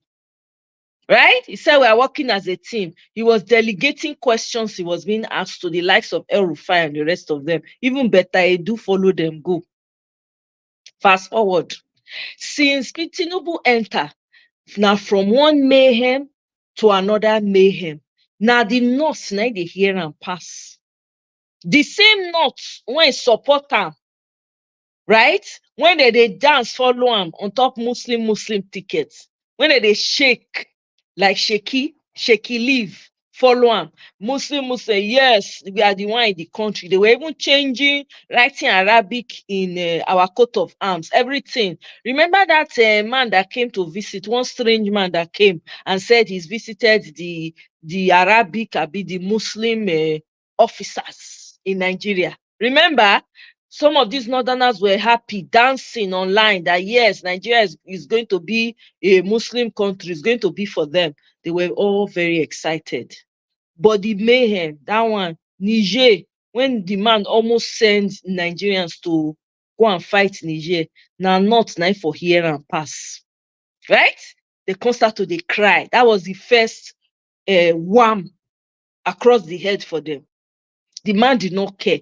If it was not shouts that people were shouting, that man would have sent, he would have sent brothers to go and unalive brothers in Niger. He not send anybody, Papa. He don't enter, he don't become president. He has become president, so he doesn't care about what, he's not interested in how you feel because he's gotten what he's desperately wanted all these years. You have given it to him. So what's his own? Right? That's what he did. From that point on, it's been from one mayhem to another mayhem. Kidnapping, unko, how many we want count? Can you count? Can you give a number, a round number of the number of people that have been abducted in Nigeria? Can you put a number to it? The number of people that have been abducted, the ones that have been unalived, mostly from the north. I'm not even talking about the south now. We know what's been happening in the south. What about the west? Tiwan, Awalokan. What about the west? They unalived how many monarchs? Was it not 2 monarchs that they unalived? In fact, one of the bodies of the monarchs, they even found the body in the forests in an undignified manner. And it was the same monarch that was telling his people. Remember when his people came out and started crying and started telling the story of how this monarch that was unalived, that they found the body in the forest, right? In the bush somewhere, that he was the one telling them, Tinubu lema dibo fun. The woman was shouting, talking about it. How many of us remember that one? Aha. This man could not even protect his own people, that he brainwashed, the ones that allowed themselves to be brainwashed to follow them, to follow him. He could not even protect them.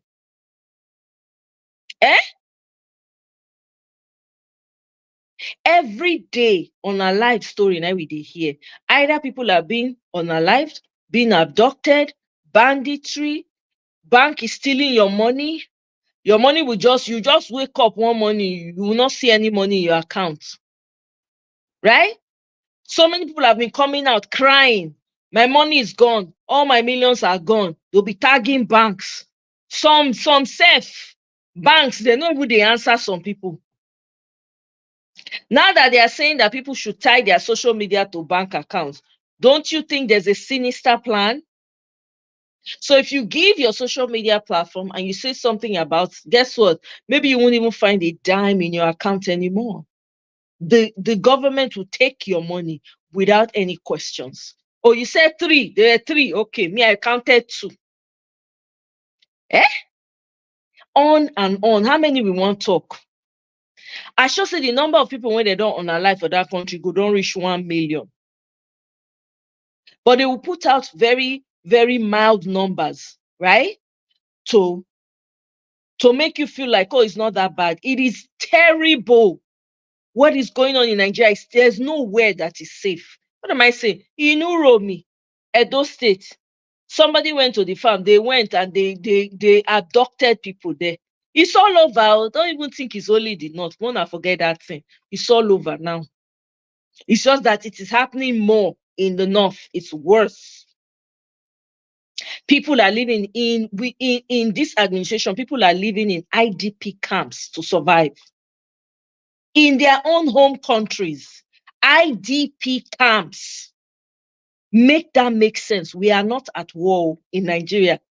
In 1 year of Tinubu, people have become homeless. There are more homeless people in Nigeria today than in India. You know how populated India is? There are more homeless people in Nigeria. That's only over 200 million. And I'm just putting it mildly. I'm sure we are more than that. There are more homeless people. Have you ever heard of homeless situation in Nigeria ever before in your life? People had villages to go to.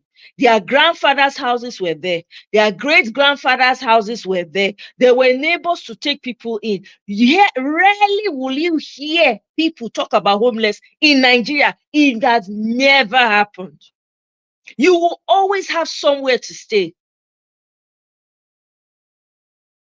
Right? For real, how now? Long time. It's been a while. Oh. Thanks for stopping by. So good to see you. How now? I don't think you said you don't think Tinubu owes Nigerians anything because he was not voted. That's true. You're right. He stole. He ran away with it, right? He snatched it, he grabbed it, and he ran away with it. But he himself, with his own mouth, he said, oh, he has plan. He has teamship. He's coming with people that are knowledgeable. And I'm summarizing. That's what he said. You would think that somebody that snatched, grabbed it, had a plan in place.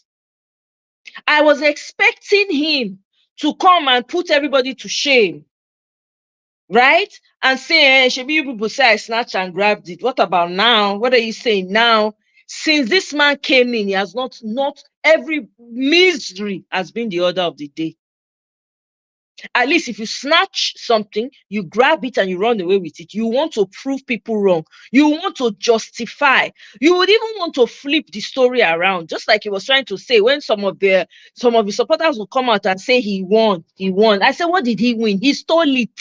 He did not win. He stole the election. There's a difference. He stole the presidency. He won it by so and so numbers. Okay, you say he won it by 8 million people. Why are the lives of the 8 million people not better?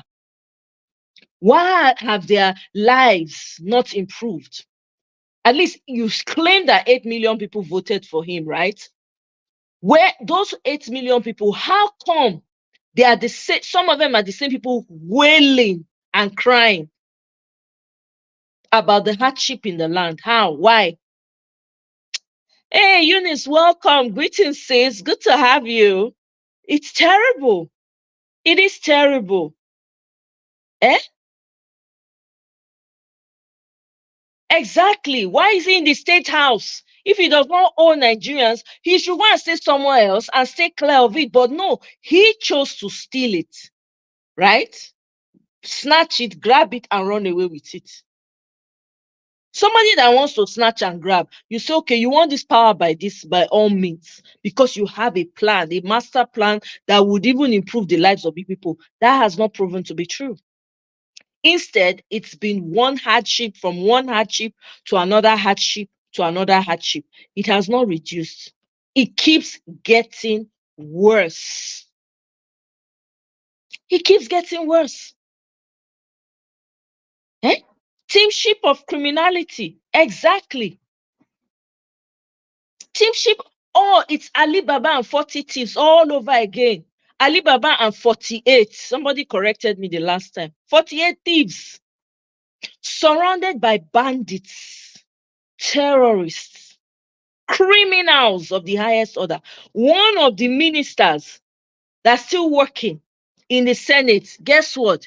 They found that he had a wish in his hand.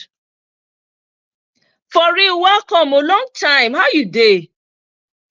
I do. Oh my, yeah, have fun now. I do. How body? You don't tell when I see you. You're so refreshing to see you pass by again. Yeah, as America being, especially California. I know, my sister. I understand. Work. Yeah, Nigeria matter, the entire person. But the as in I even think say Tinubu go prove people wrong. Shey they Thank say, you. like shey they say I be bad person, I'm not going to do this one. I mean, at least let me do something. But no, it's not proving anybody wrong. He's continuously making the state of nation worse than his previous administration. Exactly. And his previous whatever his name is, Buhari. Administration, boo boo, boo boo.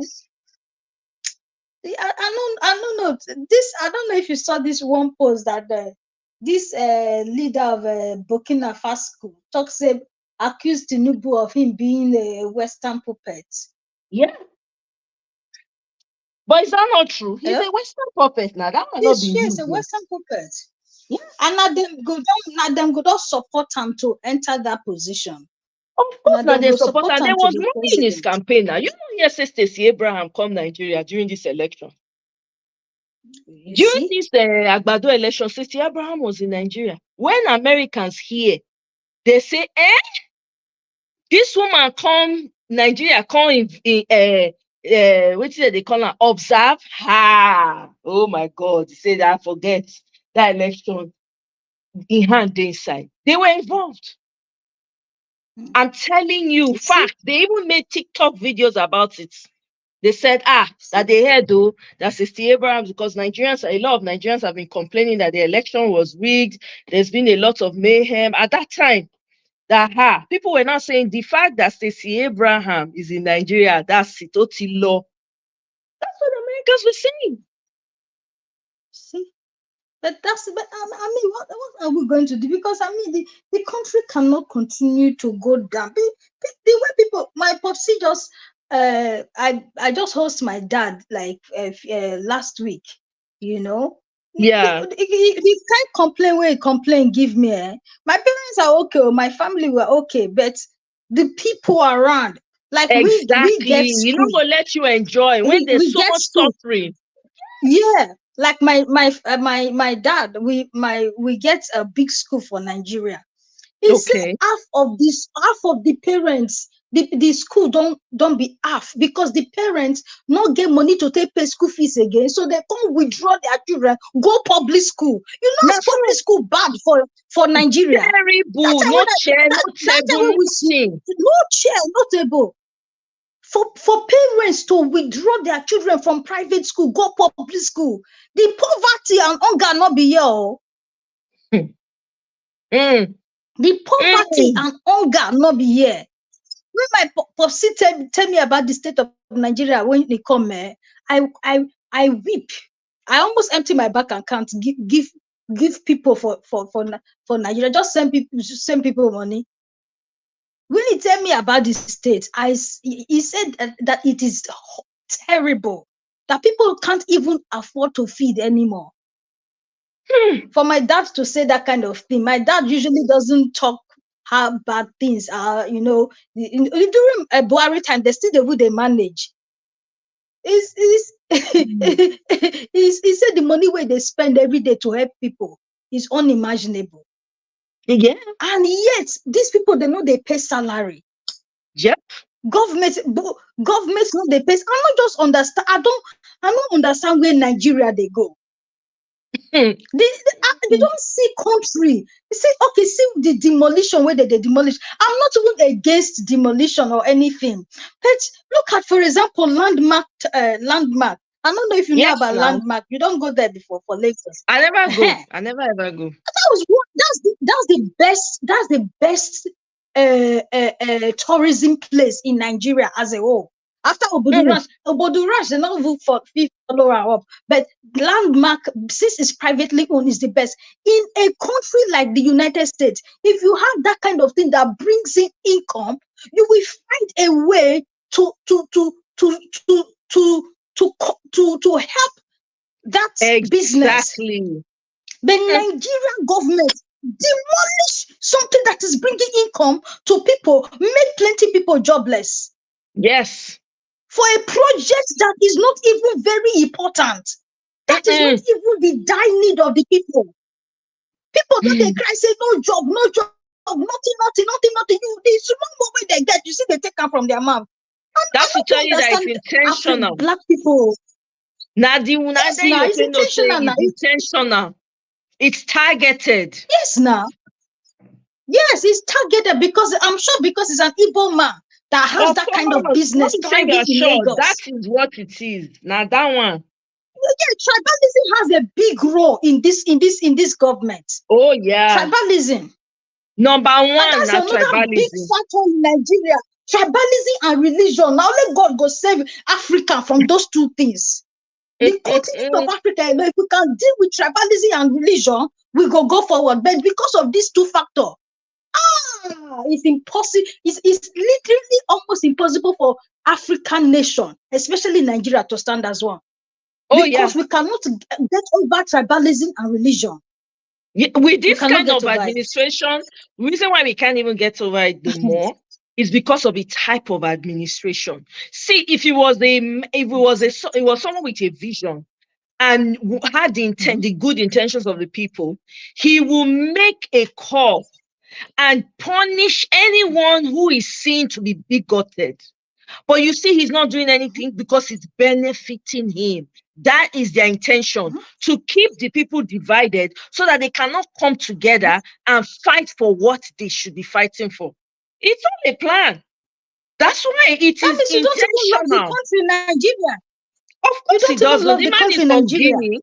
The man is from Oh, by the Oh, way, did you guys know Tinubu that na Guinea man. this guy, what's this guy's name? This actor, what's his name? I forgot his name. He recently said he's from Gabon. He was supporting Tinubu. He was coming out doing videos for people to support, to vote Tinubu. Turns out that the man is from Gabon. He's not even from Nigeria.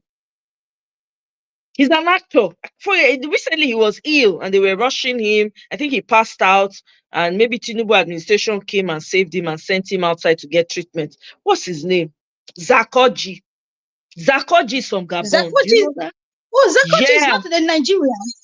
From He Gabon, speaks Igbo like he used the mouth tomorrow. talker. Yes, he used the mouth talker. So why do you think they don't care? Now you tell no say Tinubu not be Nigerian. Person when be Nigerian, he gets to go do your people rich, you go kill. See military, when we get military regime now, I don't even believe say I feel they talk am now. Say military regime better pass this one with this so. Yes, now I will prefer military regime even anytime, any day over this nonsense. Over this, I'm telling you. I know who believes. I be doctor say Nigeria matter. Any I won't be, but this one I cannot even say any I won't be because I can't. It breaks my heart to see people to say person no go fit eat. You know, get acting bad reach for America. Food no go ever be problem. Nigeria was say like people that. no go fit eat. It can never be a You want problem. bad rich for Nigeria, you must see food chop. You must see house enter. We never ever get this time for Nigeria ever. I never ever see person when now we get so much food, we they feed all those people when they infiltrate, all those Fulani people when they beg. No, some people they cook food, give them. They even they beg them, come, let me train you, let me put you in school. They refuse. That's how much we had. To now think that the same country, the citizens are now homeless and living in IDP camps. Please tell me why your citizens should be living in IDP camps. No matter how Nigeria matter, I want to tire you. Because me too, they tire me, right? But every day I wake up, I'm like, if I not talk, who go talk? If we not continue to they sound the alarm, who go sound the alarm? Because this thing go touch everybody. Everybody they think say, oh, you know, cuckoo consign me, no cuckoo consign me. But you talk so your papa come greet you, so they say, because it's not about your papa feel they enjoy. If he get good life, the people around them go make a con they check himself. Go they look around this. How many people you want feed? How many people you want help? Exactly. How much money you get from the business when they do? How much you get to feed people? The school they get plenty people. It don't turn to half. They can't afford the school fees. don't turn to. We have over more than almost 700 students. Now it's half now. because a lot of people withdrew their secondary school, withdrew their children to public school. Public school as dilapidated as public school. They not even they pay teachers their salary. Eh? I see it's just and when they see some countries and some governments, some governors, instead of them to help the people, see Wike and Fubura, Wike don't come out. He wants to be. I don't understand black man. When they get this power, black man, another spirit will enter them. Hey, for real. No even make a black man issue. No. And that one not be black man issue. Are you like that? No, I'm not like that. No, okay. That was a word error. That was a word error. Because you can't generalize it, because this is what people have when they, it's easy. I understand you get very passionate and then you now make it. Nah, these people is intentional because people, when they get back, some of these people are outside assets. They strategically place them in those countries to come and disrupt. That's what people need to understand. You don't say when they train this man, they come. Now, assets of outsider. Why he come inside the country with so much money? He use and buy everybody finish. Because people know they use their money for Nigeria. The ones when they be gluttons, when they be greedy people, they sell their destiny, the destiny of their children and their children's children out because of money. He used to buy the small people, come draw Agberonia body, asset. It was strategic. Yeah, it's true because no one can really tell where Tinubu is from. As in historical, I don't know where Tinubu is from. Historically, there's no history behind him. Oh, this is where he's from. This is his brother's. This is his father's house. This is his mother's house. This is, unlike other Lagosians, you understand? Yeah. We don't really have that about him.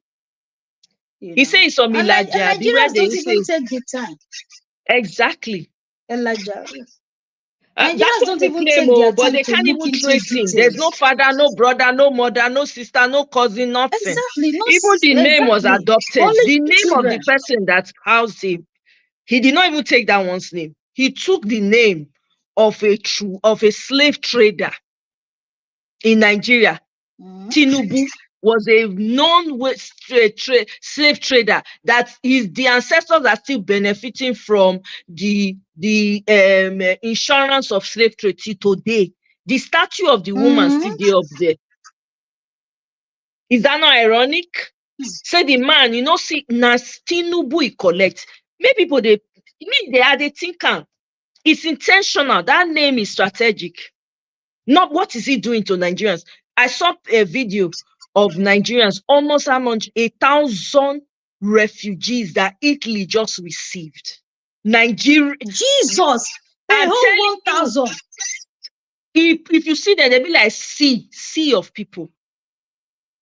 Sea of people running. Among that 1,000, plenty go don't die for sea. Among that 1,000, plenty. They go down and you are very right. So this is really intentional because this was as slavery started in those days. So these people now they are doing slavery in another system.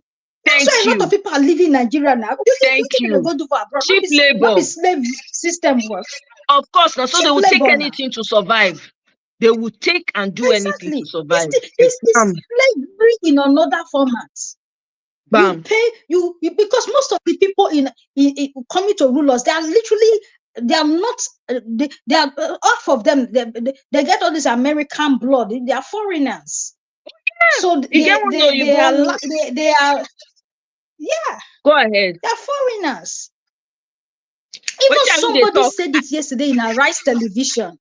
In Arise Television, somebody said it, made this statement yesterday. He said some of the leaders in our country, they have dual citizenship. They are not fully Nigerians. So sometimes they are mostly Americans, Nigerians. British, so they are among British Nigerians.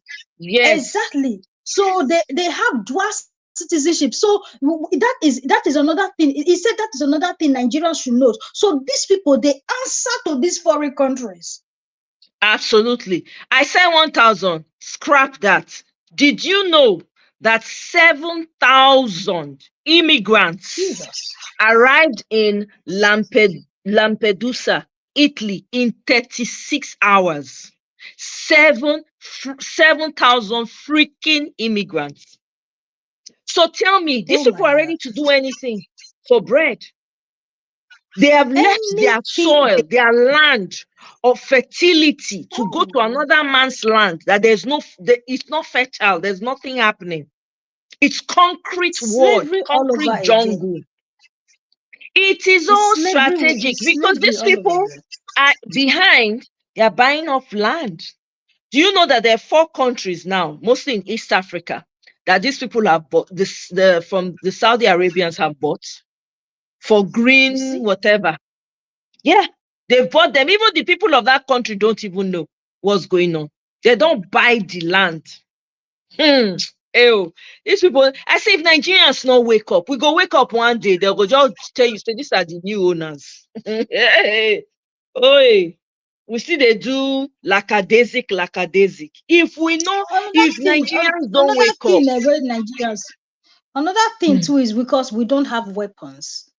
I wish we had, but it's just that if you give Nigerians weapons, they're gonna use that till they destroy themselves. not be that one. No, don't say that. Don't say that. Before you give people those kind of tools to use, there has to be what's it called, structures on ground for them where they will learn how to use it, practice it. But Nigeria has never had that, and it's intentional. It's intentional for them not to have it. Trust and believe. These people know what they are doing. So it's not that when you give them, yes, that possibility is going to happen because people are hungry.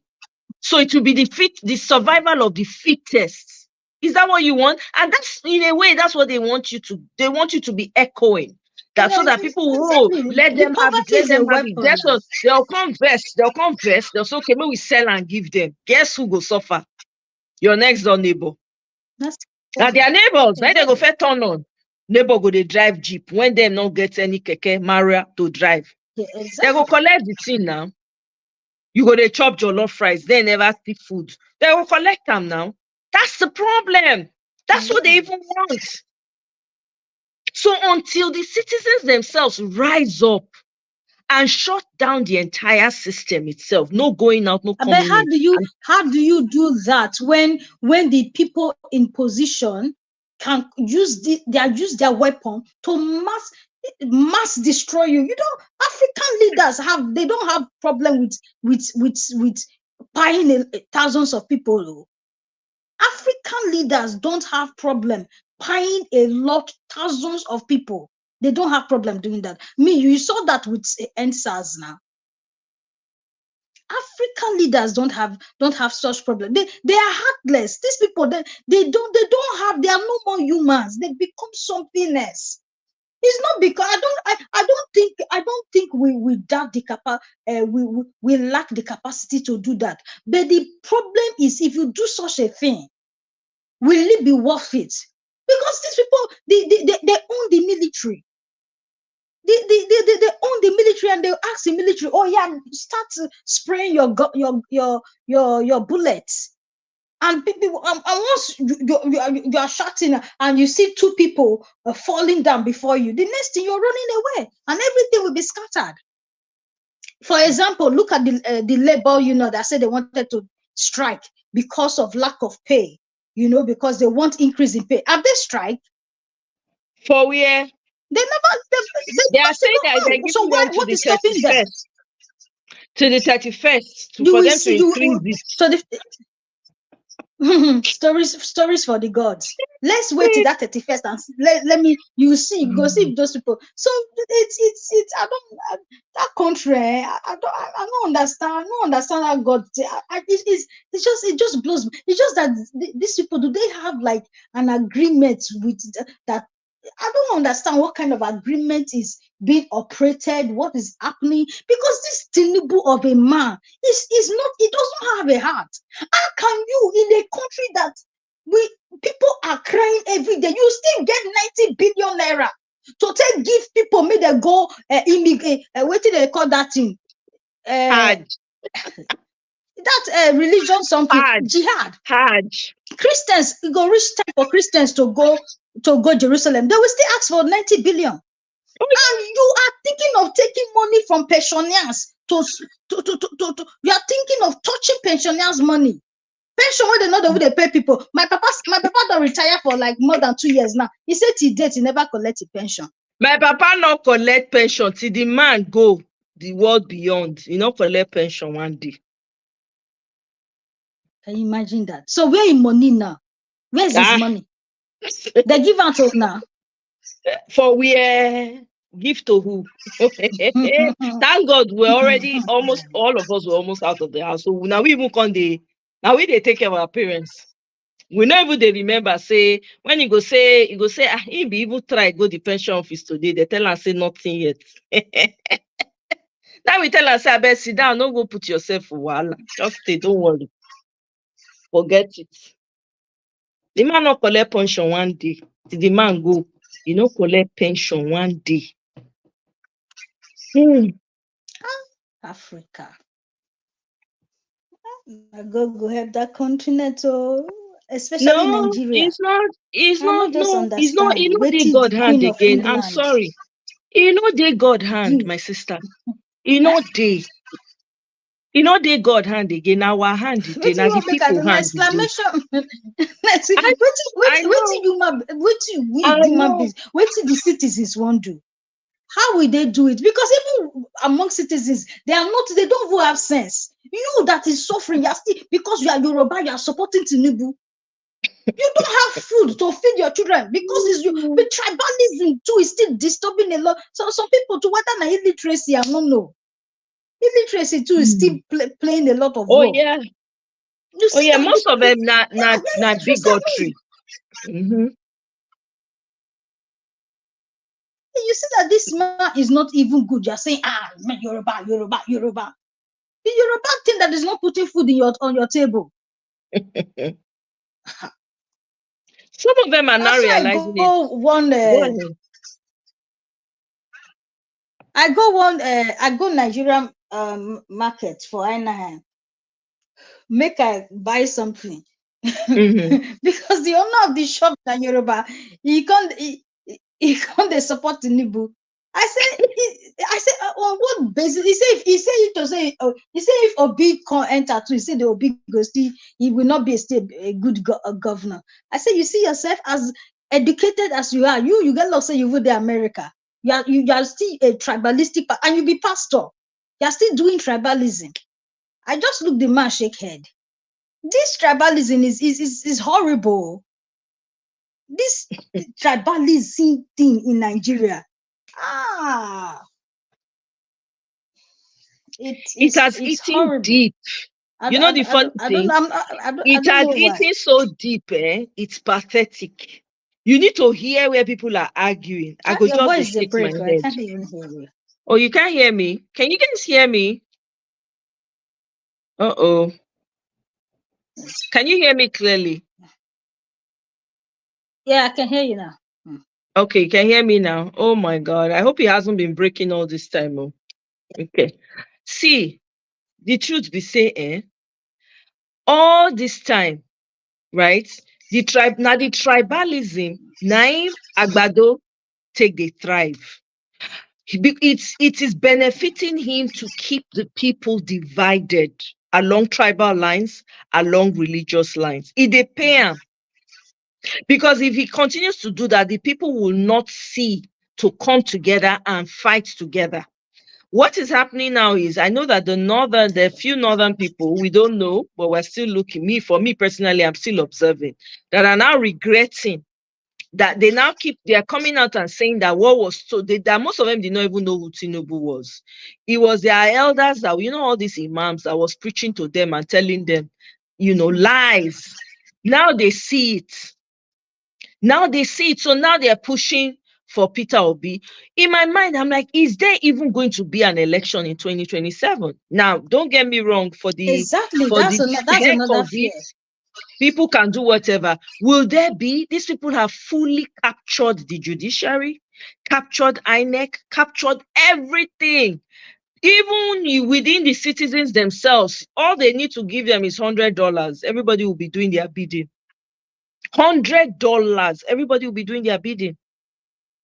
That's exactly what they're doing, right? So, I mean, for me personally, I keep saying, I don't see an election in 2027. This is my opinion. So when people keep talking 2027, the entire here, they come up for the other one. Because I keep saying, see, yes, it is agree. Let's agree. There's federal might. We can't take that away. But 200 million people are more than the federal might. How they want gather from the north, because you know that's where our artillery is, in between the terrorism that is going. You know, they have sacked a lot of police stations, sacked a lot of army bases in the north, these terrorists, and have taken over. You know that. Why? They unalive all the policemen, all the soldiers, take their weapons, sack them, and take the place, rename it to Fulani. I'm telling you. Right? And then by the time they coordinate all that, how are they going to? All it takes is for the people to really know what they are doing. We don't even need 200 million people. I understand that there'll be casualties, but guess what? Where was there never casualties? The casualties that we have experienced in the 1 year that this man has been, I'm telling you for free, it's more than 1 million, and we are not at war. People are just sitting down at home and waiting for unaliving to show up in front of their house. That's exactly what's going on. That's what's happening. So whether you mind your business or not, right, it's like turn by turn. Look at what is happening in Abuja. Just today, they abducted 10 people in Abuja. In Gwarimpa. Every day they are taking people in Abuja. It slowly very soon it will get to Warimpa that used to be one of the safe Thank estates. you. I used to live in Warimpa before moving to the United States. Buhari, all those places, they are coming closer. By the time they finish with that, you think they're not going to come to Asokoro and Metama and the rest of them? No, talk of what's happening in the West. They will just carry, sometimes they will just unalive some people for inside farm road, right? Abduct the ones when they want to, they know they report them. They don't report it. You see some of the information on TikTok, they do not report it. Because they don't want they don't want the information to come out. They try to suppress it. They're not born national news channels well to come out and be talking. They're not born them well. So tell me, at what time are people not unaliving? At what time? When it would have been easy was when they were counting. At that time when they were counting and Yakub Mahmoud or whatever his name was counting and giving out wrong numbers. That's when people would have surrounded that entire building. Nobody goes in, nobody goes out. I'm telling you, would there have been casualties? Hell yeah. There would have been casualties. That's just a fact. But even the election, were there no casualties? What did the people do? Did the people go there and start fighting and rioting? Was it not votes they went to vote? Some of them did not come back home. On top of that, after the election, after this man has snatched and grabbed, guess what? He will not tell people, oh, customs, they are selling rice, give away 5,000. People were rushing to go and buy. Some of them did not go back home. They stampede them to their grave. We are not at war. So what do we talk about? You they hear me? Yeah, the thing they break, they come. They break, they come. Oh my God, I got to change. Let me change my device then, because this is not making any sense at all. Because I'm sensing it too. Like, if you say people know they hear me well. Let me see. I don't know what's going on. Just bear with me or just stay put. Let me just switch.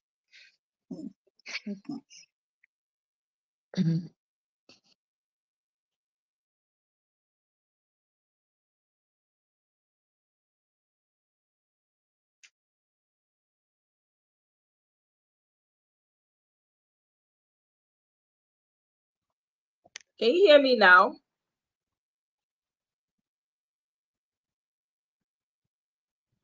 Can you hear me? Yeah, I can hear you clearly. Okay, good. So I switched Yeah, to this device. is I'm not much sure better. what's going. Oh, okay. Thank you. I actually was getting a feel for it, but I wasn't sure. But anyway, you understand what I'm saying? So there's no point. There's no point that there were no casualties. There was never a point where there were no casualties. During the election, there were casualties. They were gravely underreported, by the way, right? After the election, there were casualties. They continue to be casualties. Do you notice that during the election, there was no terrorist act? There was no banditry. There was no kidnapping. Everything was on I'm point. wondering why. Why That's they how were you know nothing like that it's terrorist being attack during the sponsored. election. Exactly. It's being sponsored. And most of those people that are abducting people and all of that, have you seen them? Now, bathroom slippers that they wear, they look filthy. To tell you, so they get oga patapata when they send them. This man that came, I played this video earlier, whether it's Yusuf or whatever, is a northern elder that came to talk. He was saying that in a video, I think it was a previous, maybe 2 days ago. Yeah, 2 days ago, I played the video. The guy was saying that the northerners know who the bandits, they know how to resolve the situation. These are people that they use for election purposes that have become something else. Yes, he said it. He said these are people, these are thugs that they got during the election. They know how to put them in check. They know what to do, but they are not doing anything. I would, the way the man they talk, maybe they know tomorrow if we hear say they don't unalive the man, I no go surprise. Do you understand? So there's not a point where there will be no casualty. As we stand, there are over 1 million The people thing that that have is even been annoying me, unalived Seth, in the Nigeria. thing that is even annoying me is these politicians are even talking of 2027 when they've not even done anything. They've not done They asked Peter Obi. anything. They asked And they Peter are Obi talking of 2027 like they are so election. boastful of 2027. Hey. 2020. They asked Peter Obi. Peter Obi say, we are talking about sustaining Nigeria. We are not talking about election. I'm not talking about election right now. We are thinking of how to save Nigeria, survival of Nigeria, not election. You see? That's what he said. So when I say that and election, not be people are election. already talking of 2027. 2027. 2027 when he don't capture. 2027 when the man don't capture. Look at Ariwola. Ariwola just he promoted his daughter-in-law to justice and be judge. Put all his family members. Wike's wife too has been elevated to a justice position. How you want him win an election for that kind of thing? Please tell me how. They're talking about we have to fix the electoral law. Who won't fix the electoral? Is it Akpabio? That man went greedy. There's greed written all over the man. Gluttony written in front and behind of him. Now you want me to pass that kind of thing? Oh my God. I don't know. I'm telling you. Now extremely corrupt politician. His corruption is extreme. Oh. You understand? So there's never a time we're talking about casualties. There's never a time there hasn't been casualties. You have to choose. Is it the number of people that have unalived themselves since these people came in? Matter of fact, there was a woman recently I read on Twitter. The woman unalived herself due to the hardship in the country. Recently. Nobody showed up in her house to threaten her. Nothing. Nobody, no bandit, the woman just tired for life. Only God knows what to make her tired. Personal circumstances, I'm assuming. And alive herself. When you hear before for Nigeria, say people they unalive themselves. When you hear, it has never been a thing. That's very strange, because Nigerians usually don't do that. They don't. They will live through it. They will walk. Nigerians are usually very strong. Yes. They are resilient. They will keep trying and trying. People are choosing. Do you know what that means? Choosing to unalive themselves due to this is to tell you how difficult it is. Are you kidding me? Only Nigeria. We keep saying, oh, they are still doing it till today. NSAS, did the NSAS people carry tools to come out to say they want to protest? How many people they unalive till today? They now account for them. They were finding their bodies in different parts of Lagos. Are you kidding me? There's no time that if you don't do it, the only way to defeat a bully is to become one. So that bully will not think that only in they back for head. The best time this could have taken place, the number of people we have lost now, we would not have lost them if people are taking action after the election immediately. I guarantee you, the casualties would have been less. They would have been less. Are you saying people should take action during election? Like after the are election, you saying they should people should what? I'm just wondering, like during the election, what's the best way for people to do? Because even as much as these people are planning for 2027, it's also important that we as Nigerians, we should be planning for 2027 too, so they don't steal this election again from us. Because so we the still way need to do plan, it no is, matter what. yes, people are planning. My own, I have already told them my own.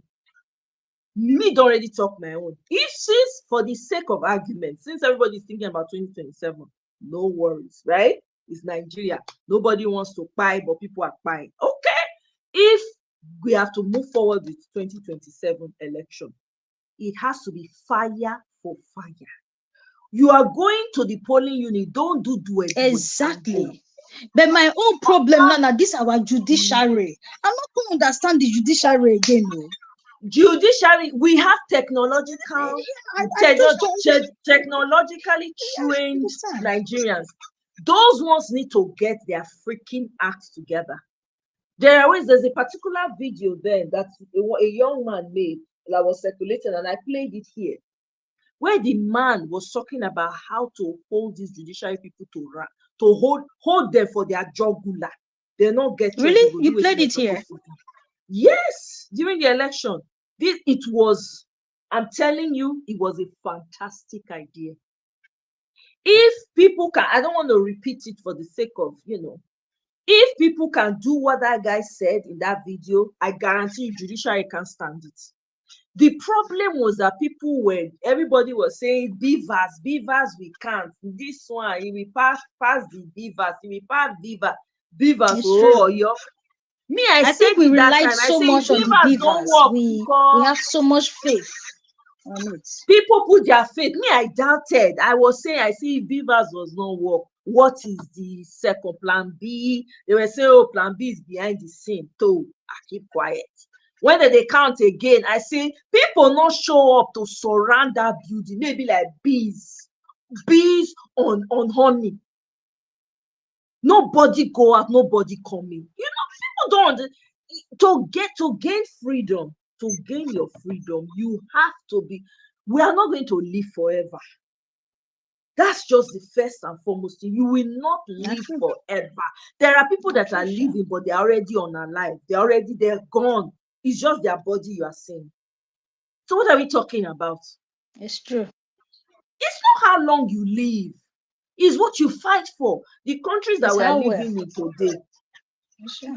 The people fight for. You know how many liquid they shed to stand. See, until Nigerians ready, me not believe in election, but for the sake of argument, I dey follow people they talk election matter. I tell them say the only thing when you go take work 2027, moon already bumper to bumper. Simple. You go there, no, write your will. When you they go polling unit, write down. I'm telling you, Nigerians have to get to that point. Lady. Say you don't believe in election. No, but it's not about action lady. This is the only way. Oh yeah, my action lady. This is the only way for real. This is the only. I'm telling you, there's no other way. It's not as if you have elders now that are standing up and supporting and pushing. No, everybody is silent. Our elders corrupt now. Not be our elders folding of hands. Now make their children they suffer now. If they had fought, the children will not be suffering now. Exactly. Only It's because Nigerians our fit elders did save not Nigeria. fight. Exactly. That's why the young ones, their teeth is set on edge. Hallelujah, somebody. And no one will come and fight for us. There's No one will come and fight All for the people, us. we have enemies. We're surrounded by enemies. Surrounded completely by enemies. We don't have friends. Think about, we do not have friends. Africa has no friends. So who do you think is going to come and fight for you? Nobody, no goddamn person. Look at what happened in Congo. Where recently, is it Congo? Yeah, they're trying to Burkina Faso. Not Burkina Faso. Burkina Faso, they tried to attempted to take the guy out again. Thank God, see the people. The man, I just pray may God sustain that man. Make if he do what he need to do for Burkina Faso. They are looking for ways to take that man out. Consistently using his own people. He had to dismiss about how You many can of them imagine 10 that. of his That's the close biggest associates. problem. That's another problem we have. This in us enemies. That's it. That's how they were able to do slave trade. Inner me people. Inner. Yes, now.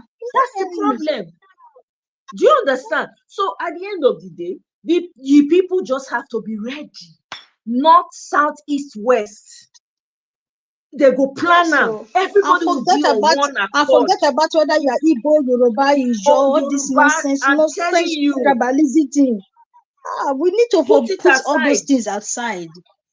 Because that's people they hungry. The hunger no tribal. Hunger no know whether you be black and white. Hunger no know whether you be tall or short. Hunger no know anybody. Hunger no be person mates. You know, people don't buy on top of hunger. People on top the apart of people, including Yorubas, not be demolish whether they demolish. So then the Yorubas not they included. Yorubas they included now. So they deport Yoruba come for Lagos. Ondo people they pack them for inside trolley. They carry them go back to Ondo. They say they're not be Lagosian. Yeah. Okay, imagine they pack their people back. That's to tell you how messed up this bigotry is. If Nigerians can north, south, east, west come together or more, these people will have no chance. They go run, leave the country. People are not ready. That's just the problem.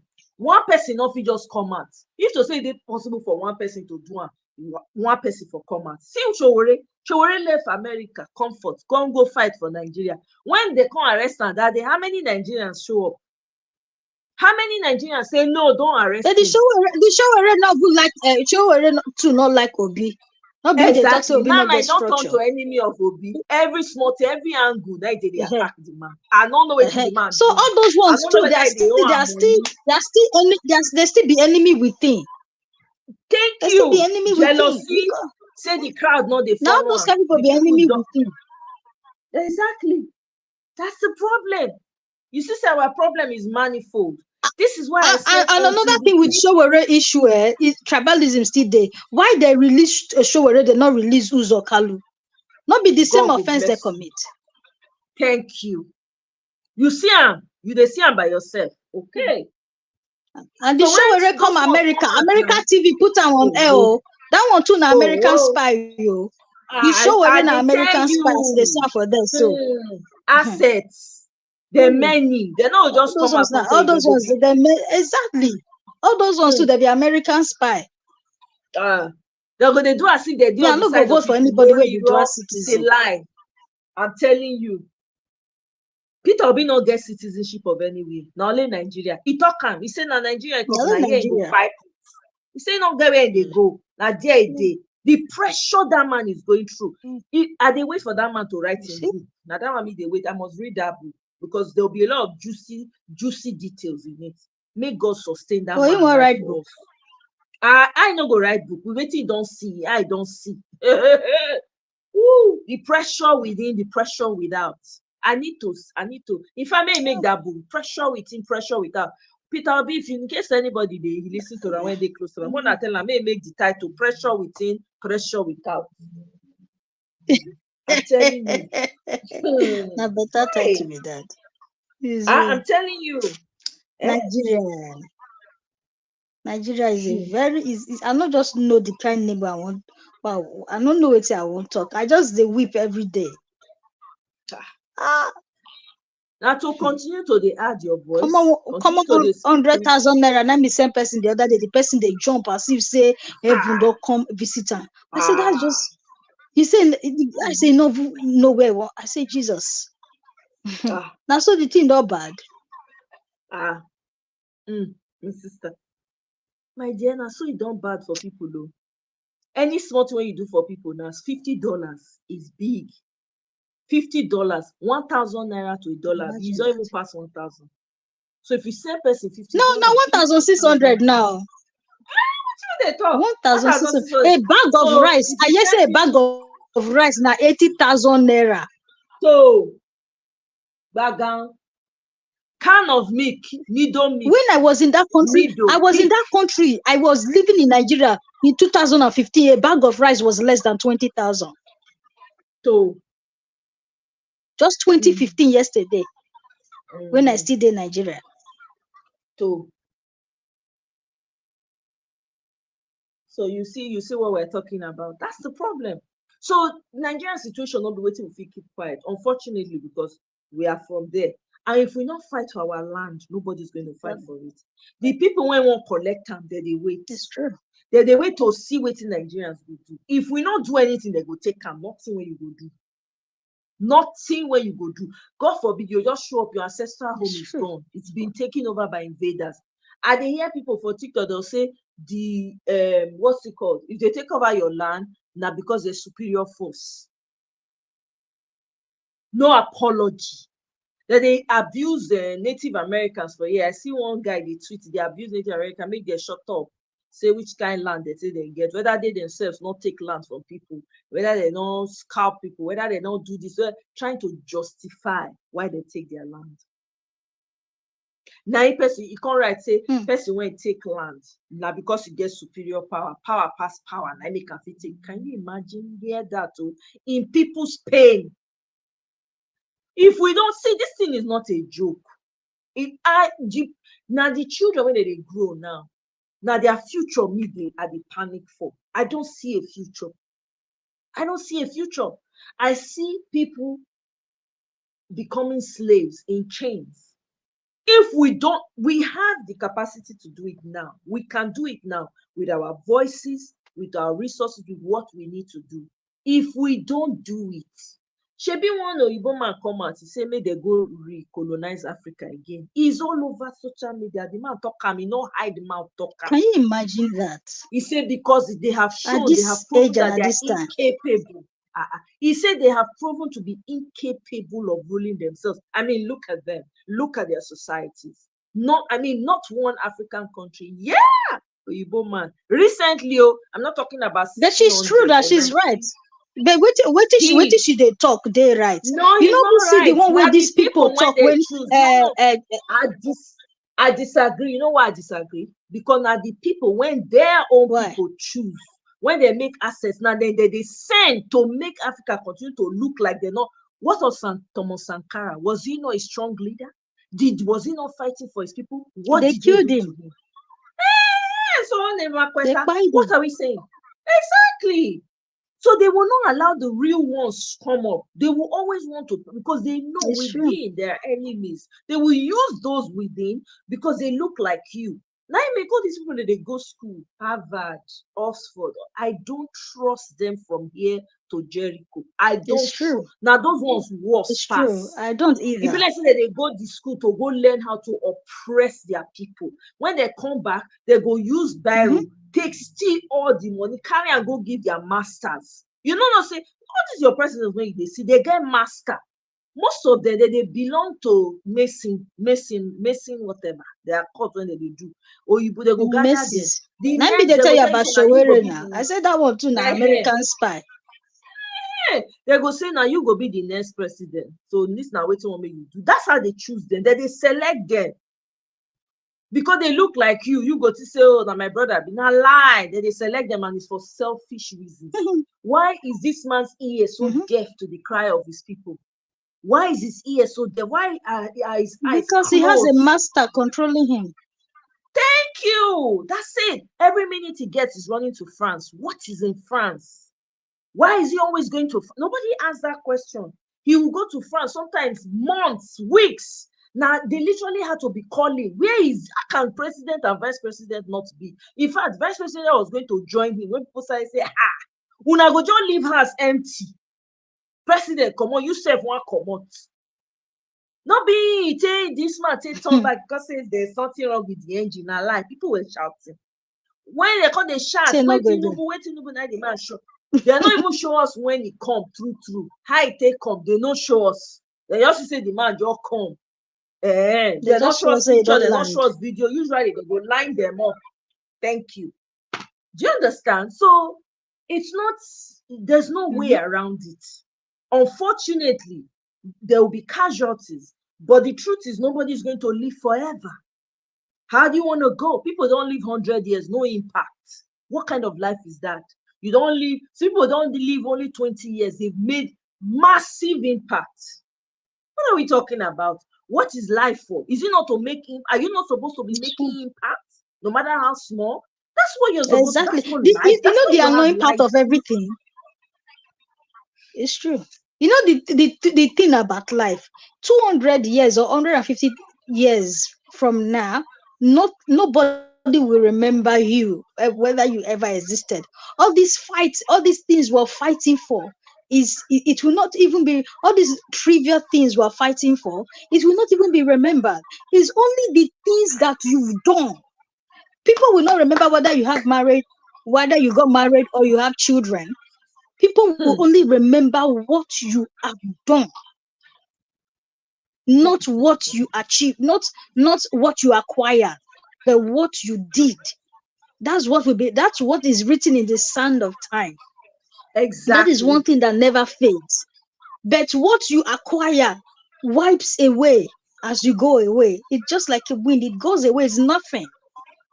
But what your soul like achieve, what you did, for people, for time. That is what will be remembered, and that is what will even account for you in the afterlife. Thank you. Whether you marry, get children, all these things, do all those things will not matter when you're gone. It's what you did that will matter. Thank you. That's it. So you wonder why people are only pursuing power, influence. I want to have power, I want to have money. All those things are not going to matter. It is what impact you made on the people, how you impacted lives. That's what's going to matter. Years after, people are still talking about Mandela. Years after, people are still talking Mandela about people can that never made die. impact. He's still alive. Thank you. See all these the Gandhis of India. Those people will never die. If Christ tarry in thousands of years to come, they will still be remembered. Because those people they created things, they did things that can never be forgotten with time. I mean, look at Michael Jackson today. Even kids that are born today, they know Michael Jackson. Oh yeah, they tap from his dancing Elvis Presley. Yeah, Elvis Presley died before I was born. I know Elvis Presley today. I know all his songs. I know everything about him. But this was a man that died before his. So because of what he did, it's an irony though. Life is just, I don't know. But it's just that I don't understand why African leaders specifically don't want to be doing good for their people. They can't, like I told you, they are selected. They are selected. Why would they do good for you when they were selected? Can't they revote? Even if they are selected, can't they revote? Can't they revote? If person select to do something, you no go revote. Not be every one of them. Their greed not go let them see road. They say give a man money and power. That's when you really know whether he's good or not. What say you call her? Idi Amin. Idi Amin was an asset.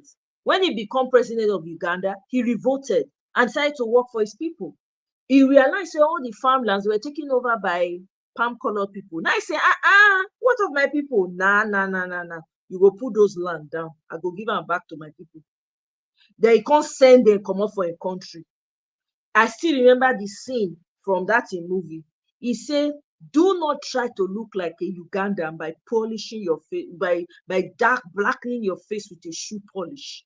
If you are not out of here by the whether not by the following day or so, I will make sure he threatened them.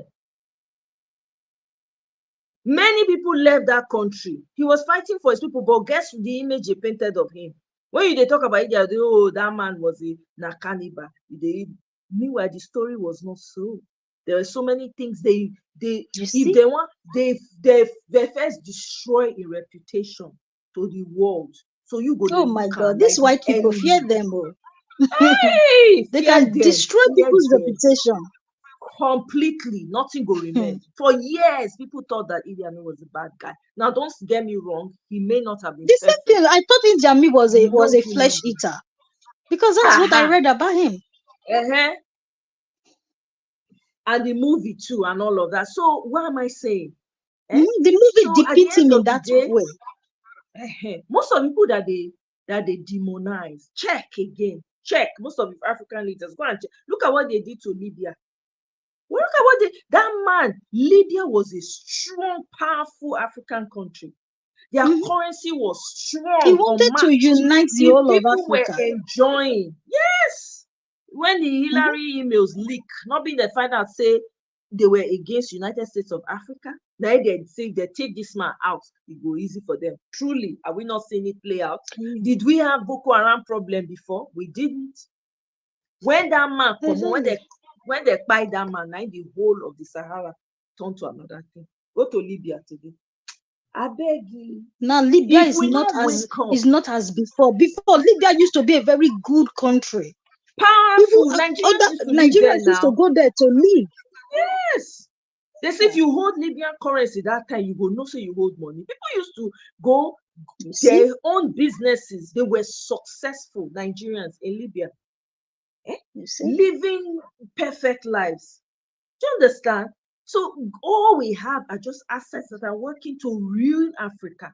First of all, to make sure to drive the people out, to make life uncomfortable for the citizens in Africa, to make life so unbearable for them that they don't have a choice but to turn themselves into slaves by fleeing. I tell you, it is a strategy. This is the modern day slavery. When they flee their homes, they want to give them peanuts for doing nothing. You can only climb so far in any of their countries. You can only get so far. Thank God, when I was coming to the United States, I told myself I am not, since I buy tickets and come there, can't do my masters, I'll not be slave, and I will never work as that. I keep on telling myself every day, not be me and this their slavery nonsense. So, but the truth be say, if to say you did Nigeria, where you did now, you for don't pass on. Me, when I did here, the level when I did for Nigeria, for be another level, forget. You are not operating at your topmost. Forget. So let's be very honest about that. Yes, you're not a slave. Yes, I'm not a slave, right? We all have jobs. That's a form of slavery, like it or not. Even those when they get businesses, as Africans, if they tell you the bureaucracy when they face just to own a business, it's almost like slavery. One lady I met, one African American, they tell me there was a Nigerian that wanted to bring a bank to Oakland, right? To serve the African American community so that they'll get loans and not, because loans were difficult for them to get in these their palm-colored banks. They made it impossible. They frustratedly say, they threatened the Nigerian man. He couldn't open the bank. Are you serious? I kid you not. This one, a person will live through and like tell me. African American girl. Look. He wanted to get a bank. Nigerians, yes, he wanted to bring a bank so that he can make it easy for Black people to get loans, give them at a certain interest rate. When they see what they want to do, they frustrate and they want the man. They won the Nigerian But Asians are able to get bank now. Asians, they have access to loans and many things here. they want to make it difficult for black, because when you give, for their minds, if you give African Americans those kind of opportunity, that means they will get options. That means they will feel. Do you know how they demonize Africa to African Americans? African, some of them, they fear to go African. And now, when they do TikTok, they see things when they happen. Now you see, say some of them they try. You know how they say demonize us to them? They don't even want. Some of them don't know roads to Africa. They don't know as it be. They don't make they get hope. Make we not even know each other. Make we not near. Make we remain perpetual enemies. You think it's by accident? Until Nigerians rise up and fight, this will not be about everybody go one way or the other. There's no, I never see anybody when he thought say I've been living forever. I never see him. I was born in the year 100 before Christ and still alive. I never see. Do you understand? So it's either you take it or you continue to be in chains. It's simple. It's simple. Before, if you are in the village, even if you don't have a job, you go farm, come back, you must chop. By the time you go farm, you go exactly. You go see food chop, but now they know if they go farm for Nigeria. How you want to go when they go kidnap you? The ones where they not kidnap, they go unalive them for there. Come out certain vitals for their body when they say. Now when they would say the head of people, they're very costly. People now everywhere you hear now story, they say that they cut people, this thing come out, they sell them. If Nigerians not rise up, sit down, look, now be monkey business. Now the one if you do now, they do so. I don't first riot before for Nigeria during military. I riot for Babangida that time. I was one of the protesters in my school. Not be today we start to protest Nigeria. They can't shut now our body they take start strike for school. So what are we talking about? At that time, our SUG was active. When you call everybody to fall out, they fall out, they obey. Powerful SUGs. When they go talk, government go they shake. In for military regime, not be civilian. Dino Meloye na SUG now, but he's a corrupt man. Dino Meloye not be from school SUG. That one, these ones now later SUG now don't fake. They don't fail now. There's no SUG anymore. Now even our presidency, now government they install them now self, not be even student body. Now government they find people when they do put now so that they go fit. They will be in their ear because they know how powerful the student union used to be. Now students now they bring change for country there. That time they talk. If students talk, they listen. Now it doesn't happen like that anymore. They don't kill them. And another thing, be say, another strategy when they use, be say, and I want to speak pidgin. I don't want to speak Oyibo. Another strategy when they use, you see some of this food when they import, dangerous. Some of this food when they import, they know where they go. They know so okay, this food now bound to Africa or different country. They target certain countries, they will put things for inside that food to weaken the masses. Some of what you see, say our Nigerians experience now as a result of that, because all these people they like imported things. You see all this banjo when people they buy, bend down boutique when people they buy, dangerous. You don't know what they put for those things. You don't know what they don't spray put. All those bend down boutiques. I don't know what you talk. What you talk? Bend down boutique for Nigeria. It's a dangerous thing. Yes, now. All those things they wear when you go, they wear all those clothes when they use remain. When they put, they will say that they sell them in bill. You don't know what they don't spray put. Because they know it is bound for the African country that it is going to. They go spray certain things put to weaken the people. You guys say they go penetrate the body, go enter. You know go no na clothes you wear now. You even if you wash them. Some of the food, all those vaccines, so they want vaccine, they go use streak, bring or not, they go add another thing, join that thing to weaken you. Have you ever seen Nigerian masses this week? It na long time they start them, not be today. You don't say when they start them. You don't take all these since do you know say they smuggle GMO products enter Nigeria. Some people they use GMO seeds right now. Can you imagine that? Yes. Do you know? Do people know what they are eating? Maybe they thought say Cerelac, be Similac or whatever. They found out that gas they say they do and when they different. Even he unalive some children. All these they are Cerelac, Similac. I say maybe people revert to the grind yam, put red oil with salt, chop, give your pikin. Make your own akamu, give your children. Make your guinea corn akamu, give your children. Because these people, they're not mean well. They're not like you. You are an enemy. Hey God. Sometimes when person they talk for year, not be every person they feel use mouth, just open mouth, talk. Some of us know the information we get when because we shout for year every day. These things are real. When you see the citizens, you'll be like zombie. They push the enter inside wall. They break the wall. That is not normal. It is not normal. Yes, hunger day. Yes, the people have been broken because it is even strategic. That continuous suffering, piling on, it is intentional to weaken the resolve of the people. That's just it. You see, since when Nigeria we can't get fast food everywhere, Kentucky Fried, all these things, they can't they do Oyibo food. No, They don't get Kentucky Fried. They get Kentucky Fried for Nigeria now, unless they don't close down now. When I was in Nigeria, they had TFC, yeah. They get KFC.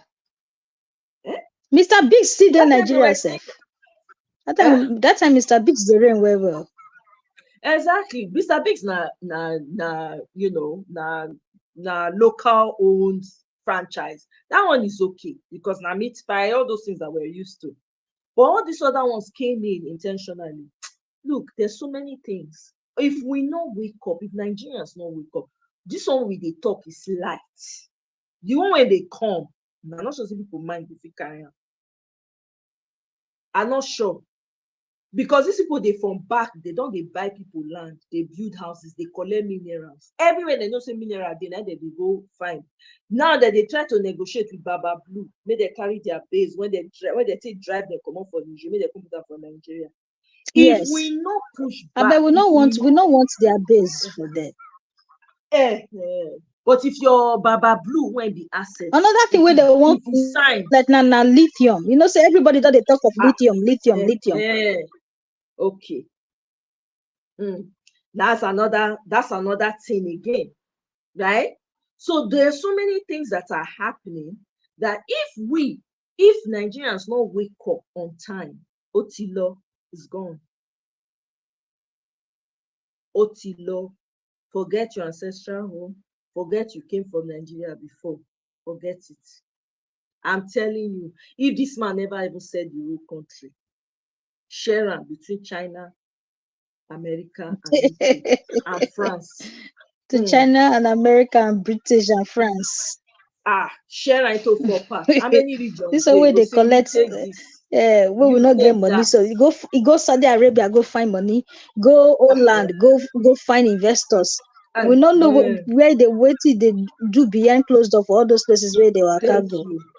We don't know. The contracts that have been signed. We not there. We're not privy to it. They say he just signed contracts with Kuwait, make Kuwait hire Nigerians. Now say which kind of contract is signed? Which kind of job they want offer Nigerians? What is the protection for the Nigerians that are going to work? What kind of job? Is it house-made job? What are the fine prints that are written in that contract? Can they bring it out so that we can see and read? Kuwait of all places. As long as me, I have breath, I will continue to talk my own. Now the power when I get, now they use so. It no pass like this. I know they Nigeria. So now where I did, now they shout. Even as I say they talk, now I don't know who don't write my name down. Say the day when this get by mistake. Enter airport, Otilo. I don't know. But here, I they talk my own. Make everybody know. Because where we did now, where we they go is we are teetering on the very, very, very dangerous edge. These people don't care. They're not interested in your well-being. They are not interested. They don't want to know. If you like, they suffer. If you like, you don't suffer. It doesn't concern them. waiting concern them. I noticed for real. I can say I for real just come out. I figured it was your connection, Sha. No wahala. You know, they don't care. So we must continue to talk.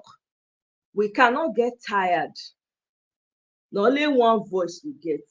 We have to use it. If everybody they use their voice, they sensitize the people. My own other strategy when I come up with it, say all the governors, when if there's governorship election coming up in your state, be a part of it. Look for a candidate you know is going to work for your people and vote for that candidate. No sentiments. It's simple. It's not about party. I'm sorry, it's not about party. Labour Party, I'm greatly disappointed in Labour Party. Matter of fact, I think Peter Obi is even leaving Labour Party. I don't care about Labour Party. If the candidate is viable and is going to work for everyone, that is who you go for. That's another way to take back the country. But if the governments are not, if you are not voting for the right candidate in your state, there's a problem. Then the suffering continues because the person is going to be working directly with Baba Blue. It's simple. You have to look for somebody who has the mind to work for the people. Some of these people are taking advantage. How many people went into Labour Party, took advantage of it, climbed on the goodwill of Peter Obi, became senators, House of Rep members? Where are they today? With everything that's going on, how many of them have come out to speak against it? Not one. Not one. How many of them rejected the cars that was given to them? Not one. The money that they sent to their voicemail, how many of them rejected it and said, no, I don't want to touch this money? Not one. They are signing bills that are against your very existence. They are not saying anything. They are saying, oh, they are new, they can only do so much. Are you kidding me? Then why did we vote for you? Why did we vote for you? You see that it's not about party. I don't care what anybody says. If the government that you're voting for is not going to work for the people, forget about it. There are good people in some of these parties. Find which one is good, you can access. Peter Obi won his election in APC state strongholds, in PDP strongholds. He won throughout Nigeria. So please, everybody should miss me with the BS of, oh, we have to, only one governor from Labour Party. Only one. He's the only one that is doing what he's supposed to do. The rest, ministers, repo, the fact some of them don't even abandon Labour Party, join Agbado Party. We don't see them. We they here, they look everything, they observe. Labour Party did something today and they quickly snuck in, oh, Peter Obi, whatever. That is to show you these people are not, they're all about their pockets. Aisha brought the video of Abure here when he was coming to recant and say that, oh, he did not, that people did not, all he did was just talk, trying to justify, trying to remove himself, whitewash everything. We all know the truth. So who are we kidding? If Peter Obi comes up today and says, I want to run as president, he's going to win with a landslide, regardless of who the governor is. It does not.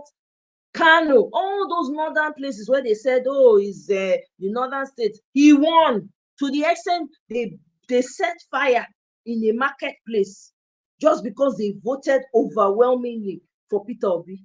They set the place on fire. We all hear these things. We all heard it now. This is with not one Labour Party representative or governor. So please, if your state governorship gubernatorial election is coming up, be a part of it. The time for quiet and silence is over. Find a way to be a part of it and make sure you're getting in the right governors that will have your ear, that would listen to you and be interested in your well-being, that will focus on your state. Because if all the states are working as they should, you will make the federal irrelevant. That's it. That's why APC is struggling, is trying to do everything they can to win states. That is the reason why, so that they can rig the election. If you have your own type of person there, they cannot rig it. After all, if it wasn't for a Professor Oti, there will be no Alex Oti. Professor Oti did not belong to any party. She just wanted good for her people. And she stood her ground, and she made sure that the person who won the election got the certificate. That is how it ought to be. So there has to be someone who will usher in a good governor for you, because Nigerians be their own enemies. If you give person $500 now, you go change the vote. You go change 1 to 2, 3 to 0 to favor the candidate when they pay them miserly $50 for. When you go to buy rice, it's over. You know? So guys, I'm going to leave it here, because you know, there's always so much to say about Nigeria. I mean, I cannot say more than this. There's only so much. It keeps happening, it keeps going on and on and on and on and on and on.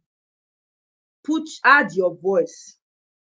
There's no room for sitting on the what's it called, on the fence. There's no room. If you're Nigerian and the issues at home are not affecting you, I don't know what to tell you.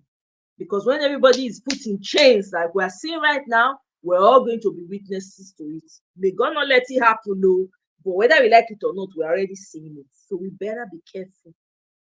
Everybody need to know where they stand. You better add your voice and fight in your own way to make sure your voice is heard. If you have influence, use your influence correctly. Now all of us go suffer. Ancestral home. I want to go back home. I want to go back to my father's village, my this one village. Meanwhile, the gate, I hear say again Nigeria. Who know wetin Agbado don sell give am. That one a king of GMO. We never know whether our soil is still normal as it be before. We don't know. This one they kick people out of their farmland. We don't know why. Whether not to gather all the farmland, right, so that they go use GMO scatter the soil. Anyway, my people, enough said. I don't talk rich. My liver. Thank you very much for real. Good night. To God will bless you. Thank you for stopping by. I appreciate you. It's been a while, so it was nice catching up with you. Victory all the way. Thank you very much. Highly favored. Thank you. Thank you. Thank you. Thank you. Patsy, Amaka, Kenan. If I don't mention your name, I beg, no vex. So Victory all the way. I think I mentioned your name, but hey, it's worth mentioning twice because you're here. Thank you so much, guys. I really appreciate it. I'll see you guys on my next one. Bye.